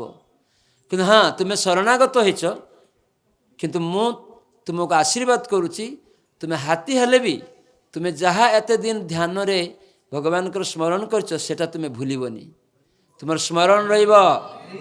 ହରି ବୋଲ। ତ ସାଧୁ ଆଶୀର୍ବାଦଟା ବରେ ପରିଣତ ହେଇଗଲା। ତୁମେ କେବେ ବିପଦରେ ପଡ଼ିଲେ ଭଗବାନଙ୍କ ସ୍ମରଣ କଲେ ତୁମକୁ ଭଗବାନ ଆସି ସହାୟତା କରିବେ, ତାହେଲେ ଭଗବାନ ଆସିକି ସାହାଯ୍ୟ କରିବେ। ତାହେଲେ ସାଧୁର କଥା ଭଗବାନ ରଖନ୍ତି, ତାହେଲେ ଯେତେବେଳେ ବିପଦରେ ପଡ଼ିବ ଭଗବାନ ତୁମକୁ ରକ୍ଷା କରିବେ। ତ ସେଇଟା ହିଁ ତାର ପ୍ରମାଣ। ଏଇ ଶ୍ଲୋକରେ ସେ ହାତୀ ବିପଦରେ ପଡ଼ିଛି ସେଇ ସରୋବରରେ, ଆର ଏରକମ ଅବସ୍ଥା 1000 ବର୍ଷ ଯୁଦ୍ଧ କରିକି ପାରିନି, ବନ୍ଧୁବାନ୍ଧବ ମାନେ ବି ପାରିନାହାନ୍ତି। ସେଟା ଆମେ ସମସ୍ତେ ବନ୍ଧୁ ବାଡ଼କୁ ଛୁଟୁଛୁ, ରାଜନୈତିକ ନେତାମାନଙ୍କ ପାଖକୁ ଯାଉଛୁ, ଏଠିକି ଯାଉଛୁ, ଝିଅ ପୁଅ ସେମାନେ ମୋତେ ରଖିବେ ଏଇ ଭାବୁଛୁ। ଏଥିପାଇଁ ଗୀତା ଭାଗବତ ସାଧୁ ସଙ୍ଗରେ ଶୁଣି ଏ ଉପଲବ୍ଧି ଦରକାର ଏବଂ ସେଟାକୁ ନିଜ ଜୀବନରେ ବିଚାର କରା ଦରକାର ଏବଂ ପାଳନ କରିବା ଦରକାର। ତାହେଲେ ଆମେ ସବୁଠୁ ଏଇ ଜୀବନରେ ଭଗବାନଙ୍କର ଚିନ୍ତା କରି ଭଗବତ ଧାମକୁ ଯାଇପାରିବା। କାହିଁକିନା ଏଇ ଜଳ ଜଗତଟା ହେଉଛି ଦୁଃଖମୟ। ଆମେ ଯେଉଁଠି ଅଛୁ ଏଇଟା ହେଉଛି ଦୁଃଖର ଆଳୟ, ଏଇଟା ସୁଖାଳୟ ନୁହେଁ। ଆମେ ଅନେକ ଟଙ୍କା ପଇସା ସୁନ୍ଦରୀ ସ୍ତ୍ରୀ ଗାଡ଼ି ଘର ବନେଇକି ଭାବିବା ସୁଖାଳୟ କରିପାରିବୁ, ଏଇଟା କୌଣସି ବୁଦ୍ଧିମାନର ଚିନ୍ତାଧାରା ନୁହେଁ। ଅନେକ ଏଇଭଳିଆ କରିଛନ୍ତି, ସେମାନେ ସୁଖର ଆଳୟରେ ରହିନାହାନ୍ତି, ସର୍ବଦା ହତାଶା ଉତ୍କଣ୍ଠା ଉଦ୍ବେଗରେ ଅଛନ୍ତି, ହଁ କି ନା? ତ ଏଇଟା ବୁଝିଲେ ତାହେଲେ ଆମେ କାହିଁକି ସେମିତି କରିବୁ, ଆମକୁ କେମିତି ଏଠାରୁ ମୁକ୍ତ ହେବାକୁ ପଡ଼ିବ। ସେଇଥିପାଇଁ ପ୍ରଭୁପାଦ ଇସ୍କନ ପ୍ରତିଷ୍ଠା କରି ନାମଠ ପ୍ରଚାରର ଶିକ୍ଷା ଦେଇ ଘରେ ଘରେ ଗାଁ ଗାଁରେ ସାଧୁସଙ୍ଗର ବ୍ୟବସ୍ଥା ଭକ୍ତମାନଙ୍କୁ କହିଛନ୍ତି, ତାଙ୍କ ଶିଷ୍ୟମାନଙ୍କୁ। ତେଣୁ ଆମର ଭକ୍ତମାନଙ୍କର କର୍ତ୍ତବ୍ୟ ଏଇଟା ଯେ ଆମେ ବି, ମୁଁ ଜାଣିଛି ଅନ୍ୟ ପ୍ରତି ମୁଁ କାହିଁକି ହିଂସା କରିବି, ସେ କଷ୍ଟ ପାଉଛି, ସେ ଅନେକ ଟଙ୍କା ପଇସା ରହିଲେ ବି ଦୁଃଖରେ ରହିଛି, ଟଙ୍କା ପଇସା ଯେ ଆଶ୍ରୟ ନୁହେଁ ତାକୁ ମୋତେ ଶିଖାଇବାକୁ ପଡ଼ିବ। ଦେଖ ତୁମେ ନିଜେ ବୁଝିପାରନ୍ତିନି, ଆମେ ଅନେକ ସମୟ ନିଜେ ବୁଝିପାରୁନା, ମନେକର ଏଇଟା ମୋତେ ରକ୍ଷା କରିବେ। ତେଣୁ ଭାଗବତରେ ଆମର କଥାଟା ଅଛି, ଯେତେବେଳେ ଆମେ ଭାଗବତ ଶୁଣିବା ସାଧୁ ସଙ୍ଗରେ ସେଇଟା ଯେତେବେଳେ ବୁଝି ହେବ। ଯେମିତି ଅଜାମିଳ, ସେ ତ ବ୍ରାହ୍ମଣ ଥିଲେ, ହଁ କି ନା?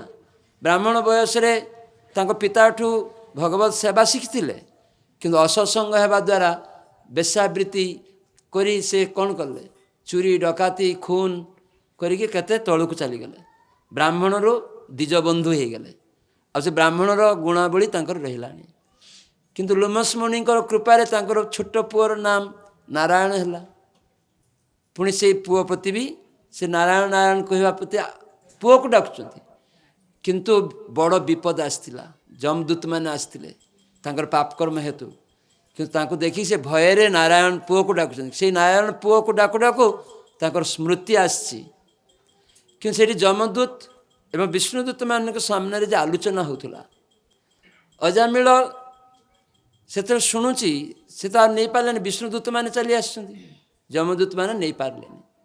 ସେତେବେଳେ ଅଜାମିଳକୁ ଆଉ ନେଇପାରିଲେନି। ଅଜାମିଳ ସେତେବେଳେ ନିଜେ ଦେଖୁଛି, ଆତ୍ମାଟା ଯାଇନି, ତ ସେ ଦେଖିପାରୁଛି ଯେ 4 ଜଣ ଯମଦୂତ, 4 ଜଣ ବିଷ୍ଣୁଦୂତ, ସେମାନଙ୍କ ମଧ୍ୟର ବାକ୍ୟରେ ଯୁଦ୍ଧ ଚାଲିଛି।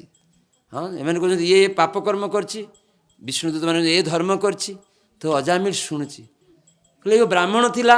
ଯମଦୂତ ମାନେ କହୁଛନ୍ତି ଏ ବ୍ରାହ୍ମଣ ଥିଲା, ବ୍ରାହ୍ମଣ ତା ନିଜ ସୁଶୀଳା ପତ୍ନୀକୁ ତ୍ୟାଗ କରି ବେଶ୍ୟା ସଙ୍ଗ କରିଛି, ଖୁନ କରିଛି। ସେତେବେଳେ ଅଜାମିଳ କ'ଣ ବୁଝିପାରୁଛି, ଶୁଣିକିରି ଏଇଥିପାଇଁ ଶୁଣିବା ଦରକାର। ତାହେଲେ ଆମେ ଅଜାମିଳର କାହାଣୀ ଶୁଣିବା, ଆରେ ମୁଁ ତ ବି ଏଇଭଳିଆ କରୁଛି, ମୁଁ ତ ଏଇରକ ମଦ ଖାଉଛି, ମୁଁ ତ କାହାକି ଖୁନ କରୁଛି। ସେତେବେଳେ ଜ୍ଞାନ ହେବ, ଅଜାମିଳ ପୁତ୍ରର ନାଁ ନାରାୟଣ ରଖିଥିଲା, ସେଟା ଉଚ୍ଚାରଣ କରିକି ଉଦ୍ଧାର ପାଇଲା, ତାହେଲେ ମୁଁ କାହିଁକି କରିପାରିବିନି? ଏଇଥିପାଇଁ ସାଧୁସଙ୍ଗରେ ନିଜର କଥା ରହିଛି, ଆମେ ଜାଣିନୁ। ଯେମିତି ଏଇ ଗଜେନ୍ଦ୍ରର ଜିନିଷଟା ଆମେ ଭାବୁଛୁ ଆତ୍ମୀୟ ସ୍ୱଜନ ଆମକୁ ରଖିବେ, ଟଙ୍କା ପଇସା ମୋତେ ରଖିବେ। ପ୍ରଭୁପାଦ ଆଚାର୍ଯ୍ୟ ସେ ଏଠି ଉଦାହରଣ ଦେଇ ଦେଇଛନ୍ତି ପ୍ରହ୍ଲାଦ ମହାରାଜ ଶିକ୍ଷାଟା। ଛୋଟ ପିଲା ପ୍ରହ୍ଲାଦ, ଅସୁର ଘରେ ଜନ୍ମ, ମହାଜନ, କେମିତି ବୁଝନ୍ତୁ? ଆମେ ଅଥଚ ବ୍ରାହ୍ମଣ କୂଳରେ ଜନ୍ମ ହେଇଛୁ, କେତେ କିଛି ଖରାପ କାମ କରୁଛୁ। ବ୍ରାହ୍ମଣ ଭଗବାନଙ୍କର ମୁଖ, ପୁରୋହିତ, ସମସ୍ତ ପୁର ସମାଜର ହିତ ସାଧନ କରିବେ, ସେ ନିଜର ହିତ ସାଧନ କରିପାରନ୍ତିନି। ଅଥଚ ପ୍ରହ୍ଲାଦ ମହାରାଜ ଅସୁର କୂଳରେ ଜନ୍ମ ହେଇ, ଯେତେବେଳେ ଆମେ ଭାଗବତରୁ ତାଙ୍କ ଲୀଳା ବା ତାଙ୍କ କଥା ଶୁଣିବୁ, ଯେ ଛୋଟ ପିଲା ଅସୁର ହେଇକି ବି ସେଇଭଳିଆ ଶିକ୍ଷା ଦେଉଛନ୍ତି। ତ ପ୍ରଭୁପାଦ ସେଟାକୁ ଉଠେଇ ରଖିଛନ୍ତି ଏଇଠି, ଏ ତାତ୍ପର୍ଯ୍ୟ ମଧ୍ୟରେ। କ'ଣ ପାଇଁ ନା ଆମକୁ ଆହୁରି ବୁଝେଇବା ପାଇଁ। ପ୍ରହ୍ଲାଦ ମହାରାଜ ଛୋଟ ପିଲାକୁ ଦେଖ, ପିତାମାତା ରହିକି ବି ତାର ପୁତ୍ରକୁ କନ୍ୟାକୁ ରକ୍ଷା କରିପାରିବେନି। ସମୁଦ୍ରରେ ଜାହାଜରେ ବସିକି ବି ଜାହାଜ ବି ତାକୁ ରକ୍ଷା କରିପାରିବନି। ରୋଗୀ ଡାକ୍ତର ରହିଥିବ, ଔଷଧ ଦେଇକି ବି ରୋଗୀକୁ ରକ୍ଷା କରିପାରିବେ ନାହିଁ। ପ୍ରହ୍ଲାଦ ମହାରାଜ ଛୋଟ ବାଳକ ତାର ଉପଲବ୍ଧି ପ୍ରକାଶ କରୁଛି ଭଗବାନଙ୍କ ପାଖରେ, ନୃସିଂହଦେବଙ୍କ ପାଖରେ। କାହିଁକିନା ନୃସିଂହଦେବ କହିଲେ ବର ଚାହଁ, ବର ଚାହଁ। ପ୍ରହ୍ଲାଦ ମହାରାଜ ରାଗିଗଲେ ଏକଦମ, ଯେ ମୁଁ ତ ସାଧାରଣତଃ କାମ, କ୍ରୋଧ, ଲୋଭ, ମୋହ, ମଦ, ମତ୍ସର୍ଯ୍ୟ, ଅସୁର କୂଳରେ ଆମ ବଂଶଟା ଏଇଗୁଡ଼ିକରେ ଆସକ୍ତ, ଇନ୍ଦ୍ରିୟ ସୁଖ ପ୍ରତି ଆସକ୍ତ। ଆପଣ କ'ଣ ନା ଆବେଳେ ବର ଦେବାକୁ ଚାହୁଁଛନ୍ତି ଏଇ ଜଗତରେ ଆସକ୍ତି ପାଇଁ? ଆପଣ କେମିତିକା ପ୍ରଭୁ? ମୋର ପ୍ରଭୁ ହେବାର ଯୋଗ୍ୟ ନୁହନ୍ତି ଆପଣ। ସେଇଭଳିଆ ଭଗବାନଙ୍କୁ କହୁଛନ୍ତି ତୁମେ ପ୍ରଭୁ ହେବାର ଯୋଗ୍ୟ ନୁହେଁ। ଯେ ଭୃତ୍ୟ ତାର ପ୍ରଭୁର ସେବା କରେ, ତା ବିନିମୟରେ ତାର ପ୍ରଭୁ ଯଦି କିଛି ଦେବାକୁ ଚାହେଁ ଜାଗତିକ ଜିନିଷ, ତାହେଲେ ସେ ପ୍ରଭୁ ହେବାର ଯୋଗ୍ୟତା ତାଙ୍କର ନାହିଁ। ଏଇଭଳିଆ ପ୍ରହ୍ଲାଦ ମହାରାଜ ଶିଖୁଛନ୍ତି। କିନ୍ତୁ ଆମେ କିଛି କରିକିରି ମୁଁ କ'ଣ ପାଇବି? ତାମାନେ ଇନ୍ଦ୍ରିୟ ସୁଖ ଆମେ ପୂର୍ବ ଜୀବନରେ ବହୁତ ଥର କରି କରିକି ଆସିଛୁ, ପୁଣି ଆବେଳେ କ'ଣ ପାଇବି? ଆରେ ଆମେ ଦୁଃଖ ତ ଚାହୁଁନା, କାହିଁକି ଦୁଃଖ ଆସୁଛି? ଦୁଃଖ ଚାହୁଁନା କାହିଁକି ଆସୁଛୁ? ତ ସେଥିପାଇଁ ଆମର ଦୁଃଖ ସୁଖ ଏଇସବୁ ବର ପାଇବା ପାଇଁ ନୁହେଁ। ପାପ ପୁଣ୍ୟମୟ ଦେହ, ସକଲି ଅନିତ୍ୟ ଏହ, ଧନଜନ ସ ମିଛା ଧନ୍ଦା, ଏସବ ବୁଝିବା ଦରକାର। ଏଇଟା ନରୋତ୍ତମ ଦାସ ଠାକୁର, ସିଧା ଆଚାର୍ଯ୍ୟ ଏସବୁ ଶିକ୍ଷା ଦେଉଛନ୍ତି। କିନ୍ତୁ ଆମେ ବୁଝୁ ନା, ନା ଏଇ ଧନଜନ ସବ ମୋର ନିତ୍ୟ ସବୁ ରହିବ, ମୋତେ ଦେଖିବେ। ତ ଏଇ ଆଚାର୍ଯ୍ୟମାନେ ଏଇଭଳିଆ ଆମକୁ ଶିଖଉଛନ୍ତି, ନା ଏଟା ମିଛା ଧନ୍ଦା। ମରିଲେ ଯାଇବେ କୁଥା, ତାହାତେ ନା ପାଉ ବ୍ୟଥା, ତବୁ ନୀତି କାର୍ଯ୍ୟକର ମନ୍ଦ। ତୁମେ ମୃତ୍ୟୁବରଣ କଲେ କେଉଁଠିକି ଯିବ ସେଟା କ'ଣ ବିଚାର କରୁଛ? ଅନେକ ଲୋକ ଭାବନ୍ତି ନା ନା ମୃତ୍ୟୁର ପରେ ଆଉ କିଛି ନାହିଁ। ତାହେଲେ ଏତେ ସବୁ ବୈଚିତ୍ର୍ୟ କାହିଁକି ଆମ ସମାଜରେ? ମଣିଷ ଏତେ କାହିଁକି? ଜଣେ ଗରିବ, କାହିଁକି ଜଣେ ଧନୀ, କାହିଁକି ଜଣେ ଝିଅ, କାହିଁକି ଜଣେ ପୁରୁଷ, କାହିଁକି ଜଣେ ଅନ୍ଧ, କାହିଁକି ଜଣେ ଛୋଟା, କାହିଁକି ଜଣେ ପ୍ରଧାନମନ୍ତ୍ରୀ ହେଉଛି, କାହିଁ ଏକି ସ୍କୁଲରେ ପଢ଼ୁଛେ, ଜଣେ ଫାର୍ଷ୍ଟ ଡିଭିଜନ, ଜଣେ କାହିଁକି ସେ ଏକଦମ ପାସ୍ କରିପାରୁନି। ଏସବୁ କ'ଣ ପାଇଁ? ଯେତେବେଳେ ଏଇଗୁଡ଼ିକ ବିଚାର ହେବ, ତାହେଲେ ଜାଣି ହେବ ଯେ ନା କର୍ମନା ଦୈବ ନେତ୍ରେଣ ଜନ୍ତୁର ଦେହ ଉପପତେ।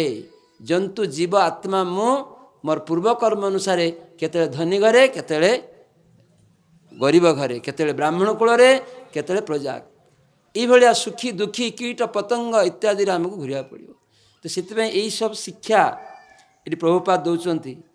ଜଡ଼ ଜଗତକୁ ପଦଂ ପଦଂ ଯଦ୍ ବିପଦମ୍ ବୋଲି ବର୍ଣ୍ଣନା କରାଯାଇଅଛି। ତାମାନେ ଏଇ ଜଡ଼ ଜଗତରେ ଯେ ଆମେ ଆছি, ଏଠି ପ୍ରତି ପଦକ୍ଷେପରେ ବିପଦ ଅଛି। କୌଣସି ବିଷୟବସ୍ତୁ ଦ୍ୱାରା ଆମେ ଏଇ ବିପଦରୁ ଉଦ୍ଧାର ପାଇପାରିବୁନି।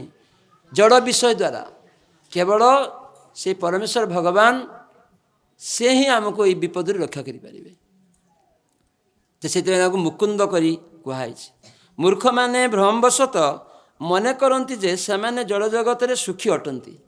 ପ୍ରଭୁପାଦ କହୁଛନ୍ତି ଯେଉଁମାନେ ମୂର୍ଖ ସେମାନେ ଭାବିବେ ଏଇ ଜଳଜଗତରେ ମୁଁ ସୁଖୀ ଅଛି। ଏଇ ଜଳଜଗତରେ କେହି ସୁଖୀ ନାହାନ୍ତି। କୋଟି ଟଙ୍କା ଯାହାର ଅଛି, ସୁନ୍ଦରୀ ସ୍ତ୍ରୀ ଯାହାର ଅଛି, ଅନେକ ବନ୍ଧୁବାନ୍ଧବ ଅଛନ୍ତି, ଅନେକ ଅନୁଗାମୀ ଜନସାଧାରଣ ତାକୁ ସମର୍ଥନ କରୁଛନ୍ତି, ସୁଖୀ। ପ୍ରଧାନମନ୍ତ୍ରୀ ସାରା ଭାରତର ଲୋକ ତାକୁ ସମର୍ଥନ କରୁଛନ୍ତି। ଜନସମାଜ ମୁଁ ବହୁତ ଜନସମାଜର ମୁଁ ପ୍ରତିନିଧି ଏବଂ ମୁଁ ମହତ ହେବି। ତ ମହତ ହେଇକରି ସେ ସୁଖୀ ଅଛନ୍ତି? ଦେଖନ୍ତୁ କେହି ସୁଖୀ ନାହାନ୍ତି। କାହିଁକି ନା ଭକ୍ତିହୀନ ସେ ଜାତି। ଏଇ ଯେ ଜାତୀୟତାବାଦ କ'ଣ ନା ମୁଁ ପ୍ରଧାନମନ୍ତ୍ରୀ, ମୁଁ ସମାଜରେ ଶ୍ରେଷ୍ଠ, ଏଇ ସମାଜର ଜାତୀୟତାବାଦ ରହିଛି ଲୋକମାନଙ୍କ ମଧ୍ୟରେ। ମନ୍ତ୍ରହୀନସ୍ୟ ମାନେ ସେ ମନ୍ତ୍ରତନ୍ତ୍ର ସବୁକିଛି କରୁଛନ୍ତି କିନ୍ତୁ ଭକ୍ତିହୀନସ୍ୟ ଜାତି ମନ୍ତ୍ର ଜପସ୍ତପ ଅପ୍ରାଣ ଶୈବ ଦେହସ୍ୟ ମଣ୍ଡନଂ ଲୋକରଞ୍ଜନମ୍। ଯେମିତି କେହି ମୃତ ଶରୀରକୁ ଅଲଙ୍କାର ଦେଇ ଯଦି ସଜେଇବେ କ'ଣ ହେବ? ଲୋକରଞ୍ଜନମ୍। ଠିକ୍ ସେଇଭଳିଆ ଆମେ ଭକ୍ତିହୀନ, ଭକ୍ତି ମାନେ ସମସ୍ତ ଇନ୍ଦ୍ରିୟ ଦେଇ ଭଗବାନଙ୍କର ସେବା କରିବା ଦରକାର, ଆମେ କରୁନା। ଭଗବାନଙ୍କର ସେବା ଆମେ ବାଦ ଦେଇଛେ। ସେଥିପାଇଁ ସେଠି କୁହାହେଇଛି ହରିଭକ୍ତି ସୁଦୁଦୟ ଗ୍ରନ୍ଥେ ଯେ ଯେଉଁମାନେ ଭକ୍ତିହୀନ ସେମାନଙ୍କର ଜାତୀୟତାବାଦ ରହିପାରେ। ସମାଜରେ ମୁଁ ପ୍ରଧାନମନ୍ତ୍ରୀ, ରାଷ୍ଟ୍ରପତି ଏଇଭଳିଆ ଲୋକ ପ୍ରଶଂସା କରିପାରନ୍ତି, କିନ୍ତୁ ସେଟା ହେଉଛି ଅଲଙ୍କାର ସଦୃଶ। ମୃତ ଶରୀରରେ ଅଲଙ୍କାର ସଜେଇଲେ ଯେମିତି ଲୋକରଞ୍ଜନମ୍, ଏଇ ପଦଟା ବି ଲୋକରଞ୍ଜନ, କିଛି ମୂଲ୍ୟ ନାହିଁ, ସମୟର ନଷ୍ଟ। ଆଉ ମନ୍ତ୍ରତନ୍ତ୍ର ବି କରନ୍ତି। ଅନେକ ବ୍ରାହ୍ମଣ ବା ଅନେକ ଲୋକ ଅଛନ୍ତି ଖାଲି ମନ୍ତ୍ର ପଢ଼ୁଥିବେ, କିନ୍ତୁ ମନ୍ତ୍ରର ଯେ ଉଦ୍ଦେଶ୍ୟ, ମନ୍ତ୍ର ଦେବତା ଭଗବାନ, ତାଙ୍କର ଆରାଧନା କରିବା ପ୍ରয়োଜନ। ସେଥିପାଇଁ ଗୀତାରେ କୃଷ୍ଣ କହୁଛନ୍ତି ବେଦୈଶ୍ଚ ସର୍ବୈର୍ ଅହମେବ ବେଦ୍ୟ, ଯେ ସମସ୍ତ ବେଦର ପ୍ରତିପାଦ୍ୟ ବିଷୟବସ୍ତୁ ମୁଁ, ମୋତେ ଜାଣିବା। କିନ୍ତୁ ଜଗତର ଲୋକ ଭଗବାନଙ୍କୁ ଜାଣୁନାହାନ୍ତି, ଖାଲି ବେଦର ଜ୍ଞାନ ଦେଉଛନ୍ତି, ଭାଗବତ ପାଠ କରୁଛନ୍ତି, କିନ୍ତୁ ନିଜେ ଭଗବାନଙ୍କର ସେବକ ହେଉନାହାନ୍ତି। ସେଇ ମନ୍ତ୍ରତନ୍ତ୍ର ପାଠ ଗୀତା ଭାଗବତର କିଛି ମୂଲ୍ୟ ନାହିଁ ଯଦି ଆମେ ସେବକ ନ ହଉ, ତାଙ୍କର ସେବାରେ ନ ଯୋଡ଼ୁ। ତ ସେଥିପାଇଁ এই ଇସ୍କନ ପ୍ରତିଷ୍ଠାତା ପ୍ରଭୁପାଦ এই ସମସ୍ତ ଶିକ୍ଷା ଦେଇକି ଯାଉଛନ୍ତି। ତାଙ୍କର ତାତ୍ପର୍ଯ୍ୟ ମଧ୍ୟରେ ପ୍ରଭୁପାଦ ଶିଖିକି ଯାଉଛନ୍ତି ଯେ ଆମେ ନିଜେ ବୁଝୁନା। ତେଣୁ ଭାଗବତ ଶୁଣି ଆମର ନିଜର ସ୍ଥିତିକୁ ଉପଲବ୍ଧି କରି ଜଗତେ କେମିତି ମୁଁ ସେଟାକୁ ଲାଭ କରିବି, ସେଇ ନିତ୍ୟ ବସ୍ତୁକୁ କେମିତି ମୁଁ ଏଇ ଜଳ ବନ୍ଧନରୁ ମୁକ୍ତ ହେବି, ସେଟା ଯେତେବେଳେ ଆମେ ସାଧୁସଙ୍ଗରେ ଏଇସବୁ ଶୁଣିବା, ତାହେଲେ ଭକ୍ତମାନେ କେମିତି କରିଛନ୍ତି, ଭଗବାନ ତାର ଭକ୍ତମାନଙ୍କ ଦ୍ୱାରା ଶିଖନ୍ତି। ତାହେଲେ ଆମେ ସେଟା ଯଦି ଗ୍ରହଣ କରିବା ତାହେଲେ ମୁକ୍ତ ହୋଇପାରିବା। ତ ଏ ହାତୀ ଗଜେନ୍ଦ୍ର ସେ ପ୍ରାର୍ଥନା କରିଛି ଭଗବାନଙ୍କୁ। ସେଥିପାଇଁ ଆମେ ଶୁଣିଲୁ ନା ଶାଲବେଗର ଜଣାଣ ଯେ ଚକ୍ର ପେଶୀ ନକ୍ର ନାଶୀ। ନକ୍ର ମାନେ କି? କୁମ୍ଭୀର। ଚକ୍ର ପେଶିଲେ କିଏ? ଭଗବାନ ବିଷ୍ଣୁ। ତେଣୁ ଏଇଠି ସେ କହୁଛନ୍ତି ମୁଁ ଭଗବାନଙ୍କ ଛଡ଼ା ଆଉ କାହାର ଶରଣ ନେବିନି। ତା ମନରେ ଏଇଟା ଆସିଲା କେମିତି?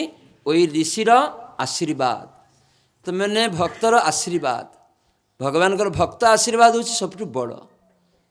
ଆମେ କର୍ମୀ ଜ୍ଞାନୀ ଯୋଗୀର ଆଶୀର୍ବାଦରେ କର୍ମୀ ଜ୍ଞାନୀ ଯୋଗୀ ହୋଇ ଏଇ ଜଳ ଜଗତରେ ଆସକ୍ତ ହେଇଯିବୁ, କିନ୍ତୁ ଭକ୍ତ ଆଶୀର୍ବାଦ ନୁହେଁ କର୍ମୀ ଯୋଗୀ ଆଶୀର୍ବାଦ ଭଳିଆ। କର୍ମୀ ଯୋଗୀ ମାନେ କ'ଣ କରନ୍ତି? କହେ ତୁମର ଆମକୁ ଆଶୀର୍ବାଦ କର, ମୋର ଝିଅର ଯେମିତି ଗୋଟେ କୋଟିପତି ସୁନ୍ଦର ଗୋଟେ ବର ହୁଏ, ଏ ଆଶୀର୍ବାଦ କର। ଆଜିକାଲି ଆଗରୁ ସବୁ ସାଧୁମାନେ ବେଶରେ ଆସିଛନ୍ତି, ଓଡ଼ିଶାରେ ଅନେକ ଲେକ୍ଚର ଦେଇଛନ୍ତି, ସେମାନଙ୍କର ଆଶୀର୍ବାଦ ଏଇଭଳିଆ। ଲୋକ କହିଲେ ମୋର ପୁଅଟାର ପରୀକ୍ଷାରେ ଯେମିତି ପାସ୍ ହଉ, ଆଶୀର୍ବାଦ ଦିଅ, ତଥାସ୍ତୁ। କ'ଣ ହେବ? ତୁମେ ହয়তো ସାରା ଭାରତବର୍ଷରେ ଶ୍ରେଷ୍ଠ ବିଦ୍ୱାନ ହେଇଗଲ, କିନ୍ତୁ ଜନ୍ମ ମୃତ୍ୟୁ ଚକ୍ରରୁ ଉଦ୍ଧାର ପାଇବ କେମିତି? ବିଦ୍ୱାନ ହେଇଛ କିନ୍ତୁ ଜାଣିପାରୁନ ଯେ cigarette smoking injurious two health, ସ୍ୱାସ୍ଥ୍ୟ ପକ୍ଷେ ଧୂମପାନ କ୍ଷତିକର ଜାଣିପାରୁନ। ଆଶୀର୍ବାଦ ନେଇକି ବଡ଼ ପଣ୍ଡିତ ହେଇଗଲ, କିନ୍ତୁ ସିଗାରେଟ୍ ପାନ କରୁଛ, ଜାଣିପାରିଲନି। ତାହେଲେ ଏଇ ପଣ୍ଡିତର ଏଇ ଆଶୀର୍ବାଦର ମୂଲ୍ୟ କ'ଣ? ତୁମେ ନିଜେ କ୍ଷତିଗ୍ରସ୍ତ, ଅନ୍ୟକୁ କ୍ଷତି କରୁଛ। ତାହେଲେ ଏଇ ଜ୍ଞାନର ମୂଲ୍ୟ କ'ଣ? କିଛି ମୂଲ୍ୟ ନାହିଁ। ତ ଏଇଗୁଡ଼ିକ ସାଧୁ, ପ୍ରକୃତ ସାଧୁ ଆଶୀର୍ବାଦ କରିବେନି। ଏଇଭଳିଆ ସାଧୁ ଆଶୀର୍ବାଦ, ତୁମେ ହାତୀ ହେଇଯାଅ, କାହିଁକି ଭୁଲ କରୁଛ। କିନ୍ତୁ ଆଶୀର୍ବାଦ କ'ଣ? ଭଗବାନଙ୍କର ନାମ ସ୍ମରଣ ତୁମର ରହିବ, ଭଗବାନଙ୍କର ଦର୍ଶନ ପାଇପାରିବ। ତେଣୁ ଭଗବାନଙ୍କ ଦର୍ଶନ ପାଇବା କେତେ ବଡ଼ ଆଶୀର୍ବାଦ। ତ ସେଥିପାଇଁ ଭକ୍ତ ଦୀକ୍ଷା ନେଇଥିବେ ଯେଉଁମାନେ, ଗୁରୁ ମହାରାଜ କହୁଛନ୍ତି ସେମାନେ ଅନ୍ୟକୁ ଆଶୀର୍ବାଦ କରିପାରିବେ। କ'ଣ କହିକି? କୃଷ୍ଣେ ମତି ଅସ୍ତୁ। ମୁଁ ଯାଇଥିଲି ଜଳେଶ୍ୱର, ଜଣେ ମାତାଜୀ ଆସିକିରି କାନ୍ଦିଲା, କହିଲା ତାର ପୁଅକୁ ଡାକି ନେଇକି ଆସିଛି। ତାର ପୁଅ ଆସିଲା, କହିଲା ମୋର ପୁଅ ଭୁବନେଶ୍ୱର ବା କଟକରେ ରହିକି ପଢ଼ୁଛି, ସେ ତ ଉଚ୍ଚ ମାଧ୍ୟମିକର ପରୀକ୍ଷା ଦେବ, ମହାରାଜ ସେ ଖୁବ୍ ଭୟ ପାଉଛି, ତ ତାকে ଟିକେ ଆଶୀର୍ବାଦ କର, ସେ ଯେମିତି ପାସ୍ ହେଇଯାଏ। ତ ମୁଁ ତାକୁ ଡାକିଲି, ମୁଁ କହିଲି ମୋର ଆଶୀର୍ବାଦ ହେଉଛି ଯେତେବେଳେ ପରୀକ୍ଷା ଆସିବ, ମୋର ଗୁରୁଙ୍କର ନିର୍ଦ୍ଦେଶ ଯେ କୃଷ୍ଣ ସ୍ମରଣ କରିବ, 2 ଦିନ ପଢ଼ିବନି ବହି 2 ଦିନ ପଢ଼ିବନି। ଏଇଟା ମୋର ଆଶୀର୍ବାଦ। କାହିଁକି ପଢ଼ିବନି? ନା ତୁମେ ସ୍କୁଲରେ ପଢ଼ିଛ ଯେ ସାରା ଦିନ କେତେ ବର୍ଷ ଧରିକି, ସେଇ ସବୁ ତୁମେ ପଢ଼ିକି ଯାହା ଶୁଣିଛ, ଏବେ ତୁମେ ଭୟ ପାଉଛ କାହିଁକି? ନା ତୁମେ ଭାବୁଛ କ'ଣ ଲେଖିବି, ଏଇଟା ଆସିବ ନା କି ସେଟା ଆସିବ ନା କି, ହଁ କି ନା? କହିଲେ ହଁ ମହାରାଜ, ମୋ ମଧ୍ୟରେ ଏଇଟା ଆସୁଛି, କେଉଁଟା ଆସିବ, ଏଇଟା ଆସିବ ନା କ'ଣ ସେଟା ଆସିବ। ତେଣୁ ମୁଁ ଚଞ୍ଚଳ ହେଇଯାଇକିରି ଭୟ ପାଉଛି, ମୁଁ ପାସ୍ କରିପାରିବି କି ନାହିଁ। ତ କହିଲେ ହଁ ମହାରାଜ, ଆପଣ ଯେଟା କହିଲେ ସେଟା ସତ୍ୟ। ବୋଲେ ସେଇଥିପାଇଁ ମୁଁ କହୁଛି 2 ଦିନ ଆଉ ବହି ଧରିବନି, ସ୍କୁଲର ବହିର କଥା ଆଉ ଚିନ୍ତାରେ ନେବନି। ଏଇ 2 ଦିନ କ'ଣ କରିବ ନା ହରେ କୃଷ୍ଣ କୃଷ୍ଣ କୃଷ୍ଣ ହରେ ହରେ, ହରେ ରାମ ରାମ ରାମ ହରେ ହରେ। ଏଇ 2 ଦିନ ଖାଲି ଜପ କରିବ, ତୁଳସୀ ସାମ୍ନାରେ ମାଆକୁ ସାହାଯ୍ୟ କରିବ ଆରତୀରେ, ସବୁକିଛି ଭଗବତ ଗୀତା ଭାଗବତ ଶୁଣିବ, ବେଶ। ସେତେବେଳେ ଭଗବାନଙ୍କ ଇଚ୍ଛା ହେଲେ ତୁମେ କ'ଣ କରିବ, ସେଟା ଭଗବାନଙ୍କର ଇଚ୍ଛା। ତ କୃଷ୍ଣେ ମତି ଅସ୍ତୁ, ତ ଏଇଟା ଆମର ଗୁରୁଦେବ କହିଛନ୍ତି। ଗୁରୁଙ୍କର ଆଶୀର୍ବାଦ ମୁଁ ତୁମକୁ ଦେଉଛି, ମୋର ଯୋଗ୍ୟତା ନାହିଁ। ତ ସେଇଦିନ କେଉଁଠି ଦେଖା ହେଲା, ବାଲେଶ୍ୱରକୁ ଆସିଛି। ସେ ହସରେ ଆସିକିରି କହୁଛି ମହାରାଜ ମୋର ପରୀକ୍ଷା ଏକଦମ ସବୁଠୁ ଉତ୍ତମ ହେଇଛି। ବୋଲେ କେମିତି ହେଲା? ନା ଆପଣ କହିଲେ 2 ଦିନ ପଢ଼ିବୁନି, କେବଳ ହରେ କୃଷ୍ଣ ଜପ, ମାଆକୁ ଖାଲି ଭଗବାନ ଭକ୍ତିରେ ସେବାରେ ବଜାର କରିଦେବୁ, ପୂଜାରେ ସାହାଯ୍ୟ କରିବୁ, ବାସନ ମାଜିଦେବୁ, ଏଇ ଯେ ସବୁ କଲି ଆଉ ଜପ କଲି, ଆଉ ମନଟା ସ୍ଥିର ହେଇଗଲା। ମୁଁ ସ୍କୁଲକୁ ଯାଇଛି, ଯାହା ଶୁଣିଥିଲି ସବୁ ବାହାରିଲା, ଆଉ ସବୁ ବାହାରିବା ଦ୍ୱାରା ମୁଁ ଲେଖିଦେଇଛି। ତେଣୁ ମୁଁ ଏକଦମ ଆନନ୍ଦରେ, ମହାରାଜ ଖୁବ୍, ତାହେଲେ ଭଗବାନଙ୍କୁ ଛାଡ଼ିବୁ କାହିଁକି? କାହିଁକି ଭଗବାନଙ୍କୁ ଛାଡ଼ିଛ? କହିଲେ ନା ମୁଁ ତ ବୁଝିପାରିଛି। ତାହେଲେ ଉପଲବ୍ଧି ହେଲା ତୁମର। ତ ଏଇଭଳିଆ ବହୁ ପିଲା ଭକ୍ତ ପୁଅ ସବୁ ଆସନ୍ତି, ଆଶୀର୍ବାଦ ନେଇଥାଏ। ତେଣୁ ଭକ୍ତମାନେ ଆଶୀର୍ବାଦ ଦେବେନି, ହଁ ତୁମେ একটা ବାରିଷ୍ଟର ହେଇଯାଅ, ଜଣେ ପ୍ରଧାନମନ୍ତ୍ରୀ ହେବ, ଏସବୁ ଆଶୀର୍ବାଦ ନା। ଯେତେବେଳେ ତାର ପୂର୍ବ କର୍ମ ଅନୁସାରେ ସୁଖ ଦୁଃଖ ଆସେ, ଆମେ ଦୁଃଖ ଚାହୁଁନା, ଦୁଃଖ ଆମ ଜୀବନକୁ ଆସିବ। ଭକ୍ତ ଆଶୀର୍ବାଦ ଦେବେ, କୃଷ୍ଣ ମତି ଅସ୍ତୁ, କୃଷ୍ଣ ଭକ୍ତି କର, ବେଶ ଏଇ ସେବାରେ ଜୁଡ଼। ତୁମର ପୂର୍ବକର୍ମ ଅନୁସାରେ କ'ଣ ଆସିବ ସେଟା ଭଗବାନ ତୁମକୁ ବିଚାର କରିବେ। କିନ୍ତୁ ତୁମେ ଭକ୍ତି କଲେ ଅନ୍ୟାନ୍ୟ ଦୁଃଖ ସୁଖ ସବୁ ଆସିଲେ ବି ତୁମେ ଭଗବାନଙ୍କୁ ପାଇଲେ ନିର୍ଭୟ ରହିବ, ଅଭୟ ରହିବ। ଖାଇବାକୁ ନାହିଁ ତେବେ ଦୁଃଖ ଆସିବନି। ଶାଗ ନ ଅଛି କିନ୍ତୁ ଭଗବାନଙ୍କ ସେବା କରୁଛ, ଆନନ୍ଦରେ ରହିବ। କଲା ବେଚା ଶ୍ରୀଧର ଏଇ କଦଳୀ ଆଉ କଦଳୀ ପତ୍ର, କଦଳୀର ମୋଚା, ଭଣ୍ଡା ଏ ସମସ୍ତ ବିକ୍ରି କରିକି ଜୀବନ ନିର୍ବାହ କରୁଥାଏ, ଗରିବ ଲୋକ। ତାର ଗୋଟେ ପାତ୍ର, ଲୁହାର ଜଳ ପାତ୍ର, ଶତ ଛିଦ୍ର ଜଳ ଖାଇବାକୁ ଦେଇଛନ୍ତି ମହାପ୍ରଭୁଙ୍କୁ, ଜଳ ପୋଡ଼ିଯାଉଛି। ତାଙ୍କ ଘରର ଚାଳ ତାରା ଦେଖାଯାଉଛି। ତ ଏଇଭଳିଆ ଭକ୍ତ ସେ ପ୍ରାର୍ଥନା କରୁନାହାନ୍ତି ଯେ ମୋତେ ଧନୀ କରିଦିଅ, ସୁନ୍ଦର ଟଙ୍କା ଦିଅ। କିନ୍ତୁ ଯେତେବେଳେ ମହାପ୍ରଭୁଙ୍କ ସେବା କରିଛନ୍ତି, ମହାପ୍ରଭୁ ଜୋର କରିକି ଅର୍ଧେକ ଟଙ୍କା ଦେଇ ସବୁ ନେଇକି ଯାଉଥାନ୍ତି। କଦଳୀ ମଞ୍ଚା, ତାପରେ ଭଣ୍ଡା, ଏଇସବୁ ପତ୍ର ଅର୍ଧେ ଟଙ୍କା, ଯାହା ଦାମ ତାଠୁ ଅର୍ଧେକ ଦିଅନ୍ତି। আর মহাপ্রভু জোর করি ବି କିଛି ନେଇଯିବା ପାଇଁ ଚାହାନ୍ତି। ତ ସେଇ ଚୈତନ୍ୟ ମହାପ୍ରଭୁଙ୍କର ସେବା ଦ୍ୱାରା ମହାପ୍ରଭୁ ଯେତେବେଳେ ପ୍ରେମ ଦାନ କରୁଛନ୍ତି ତାକୁ ବି ଡାକିଛନ୍ତି। ସେ ଆସିଯାଇଛି, ତାକୁ ଧରିକି ନେଇକି ଆସିଛନ୍ତି। ଭକ୍ତମାନେ ପଡ଼ିଲେ ଯାଅ କୁହ ମହାପ୍ରଭୁ ତୁମକୁ ଡାକୁଛନ୍ତି। ସେ ଡାକିବା ଶୁଣିକିରି ସେ ଅଜ୍ଞାନ ହେଇଯାଇଛନ୍ତି, ତାଙ୍କୁ ଉଠେଇକି ନେଇ ଚାଲି ଆସିଛନ୍ତି। ମହାପ୍ରଭୁ ଚରଣରେ ରଖିଦେଇଛନ୍ତି। ମହାପ୍ରଭୁ ସ୍ପର୍ଶ କରିକି ତାଙ୍କର ଜ୍ଞାନ ଆସିଛି। ମହାପ୍ରଭୁ ତୁ ବର ପ୍ରାର୍ଥନା କର। ହଁ, ତ ମହାପ୍ରଭୁ କହିଲେ ମୁଁ ତୁମକୁ इंद्रपद देवा चाहे ब्रह्मार पद एक छत्र सम्राट एसब निय से कौन कहला महाप्रभु मोर इंद्रपद लगनी ब्रह्मार पद लगनी एक छत्र सम्राट होगापी मु इच्छा करनी जे प्रभु मोर पाखु दैनिक प्रतिदिन बजार रु कदली मुंचा कदली पत्र भंडा जूर करके अर्धेक दाम देकी नियंती सेटा मु पाए सारा जन्म जन्म धरिकी देख तो मैंने धनी होगा चाहूनी बड़ राजा होगा चाहूनी कहे मुझ तुम सेवा करी तेणु आम राजारे रहू बा गरीबे रहू जोटी रहू ना कहीं जब कृष्ण भजन न हम ताले सेटा जीवनपी मृत हिस से जीवित हेले भी मृत तीपाई ये सब शिक्षा आम दरकार शुणा शुणिकी पालन करवा दरकार टिके जब आम ग्रहण करनबू ताले सिद्धि हम सेटा भगवत भक्तिर टिके जिनिस आमको साहाय्य कर बड़ विपदरू आम जब आज शुणु हरिनाम करवा दरकार निजे घरे जाकि दैनिक गोटे माला मु जप करी प्रसाद खावा दरकार ओ ये मंदिर बैसिंगार अच्छी मझे सप्ताह प्रतिदिन हो प्रसाद चाहिए नेबी कौन उत्सव हो प्रसाद मिल मत न डाकतु मंदिर समस्त अधिकार चाहिए प्रसाद नहीं नेबी यही भक्तिर सूचना कले दिने आमर इंद्रिय गुड़िक पवित्र हम एवं कौन सी संपूर्ण न करि पारले भी सुजोग भगवान देवे जो मैंने टिके अभ्यास कर नहीं थे भगवान तक सुजोग देदेवे तो से कहीं भय पाइबे नहीं भगवत भक्तिटा एमती आमर भगवान सहित संपर्क रिलेशन सेटा आम भूली जाइए सहित संबंध को जोड़ा दरकार तेणु यही गजेन्द्र भगवान स्मरण द्वारा भगवान चक्र पेशी नक्रनाशी ताको उद्धार कले आ कुंभीर काटा पड़ला माने ताको हत्या है तो तार भी जीवन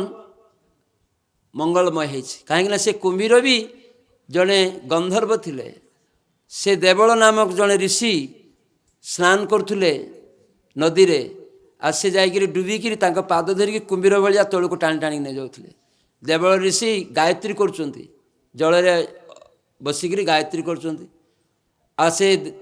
हुहु नामक जड़े गंधर्व से आसिक जल डुबिकी पाद को टाणी टाणी आकर्षण कर नहीं जाऊँ कुंभीर भाया तो ऋषि ध्यान भंग हो जाए किए भाया तापर से जोरे टाणी देखुं हु नामक गंधर्व तू गोटे कुंभीर भाया करुचु गंधर्व है कि जा कुंभीर हो जा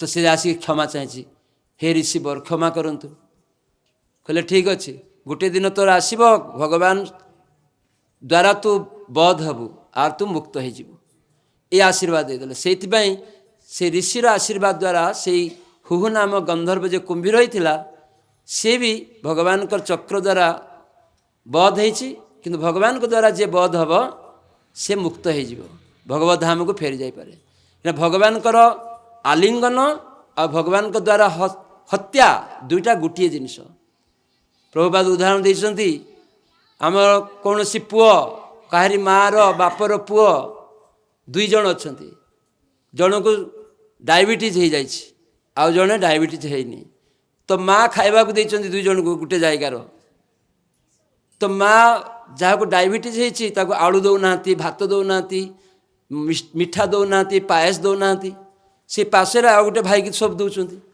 तो छोट भाईटा रागिकी जार डायबिटीज से रागिकी गाँ लोक जाए कहे मो माँ मत भल पाती आर मो भाई को दौरान मिष्टी पायस केते सुंदर जिनिस मो सामने मु खाई पारुनी माँ मत भल पाती आपन टिके विचार करूँ ना गाँ लोक जाकि हल्ला कर दी गाँ लोक सब दल बांधिक आस अरे तो पुओ को जन को तू भल पाऊ आ जन को भल पाऊनु कौन एमती करछु कहीं मिठा दौन कहीं सब अरे ताकू जब मिठा देवी से मरीज डाक्टर ताको निषेध करछि अरे ए पुओ मिठा खाइले किछि हेबनी से दौनी ताले माँ कहार की मिठा न देकी रक्षा क्या मिठा देकी भी रक्षा कर सामान भगवान पाखे यही भाया समदर्शिता गुण रही आमे जाणीनु आमे भाव पक्षपातिता हो ना प्रभुपाद यही भाया सुंदर सुंदर दृष्टांत दे जगतर कल्याण कर सारा विश्व लोक एवं भक्त होती ख्रीस्टान माने मुसलमान माने मनीष मनुष्य खाइबा लोक आफ्रिका लोक मैंने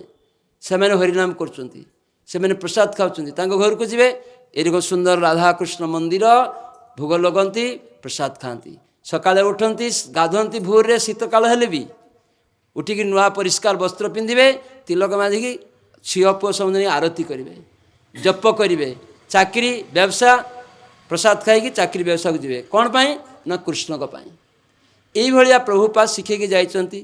ତେଣୁ ଆଜି ଆମର ଏଇ ବୈଶିଙ୍ଗା ଇସ୍କନ ଦ୍ୱାରା ଶିକ୍ଷାଣିଆ ହେଉଛି, ଗାଁ ଗାଁରେ ନାମହଟ୍ଟ ସଂଘ ତିଆରି କରାହେଉଛି, ଭକ୍ତମାନେ ଦାୟିତ୍ୱ ନେଉଛନ୍ତି।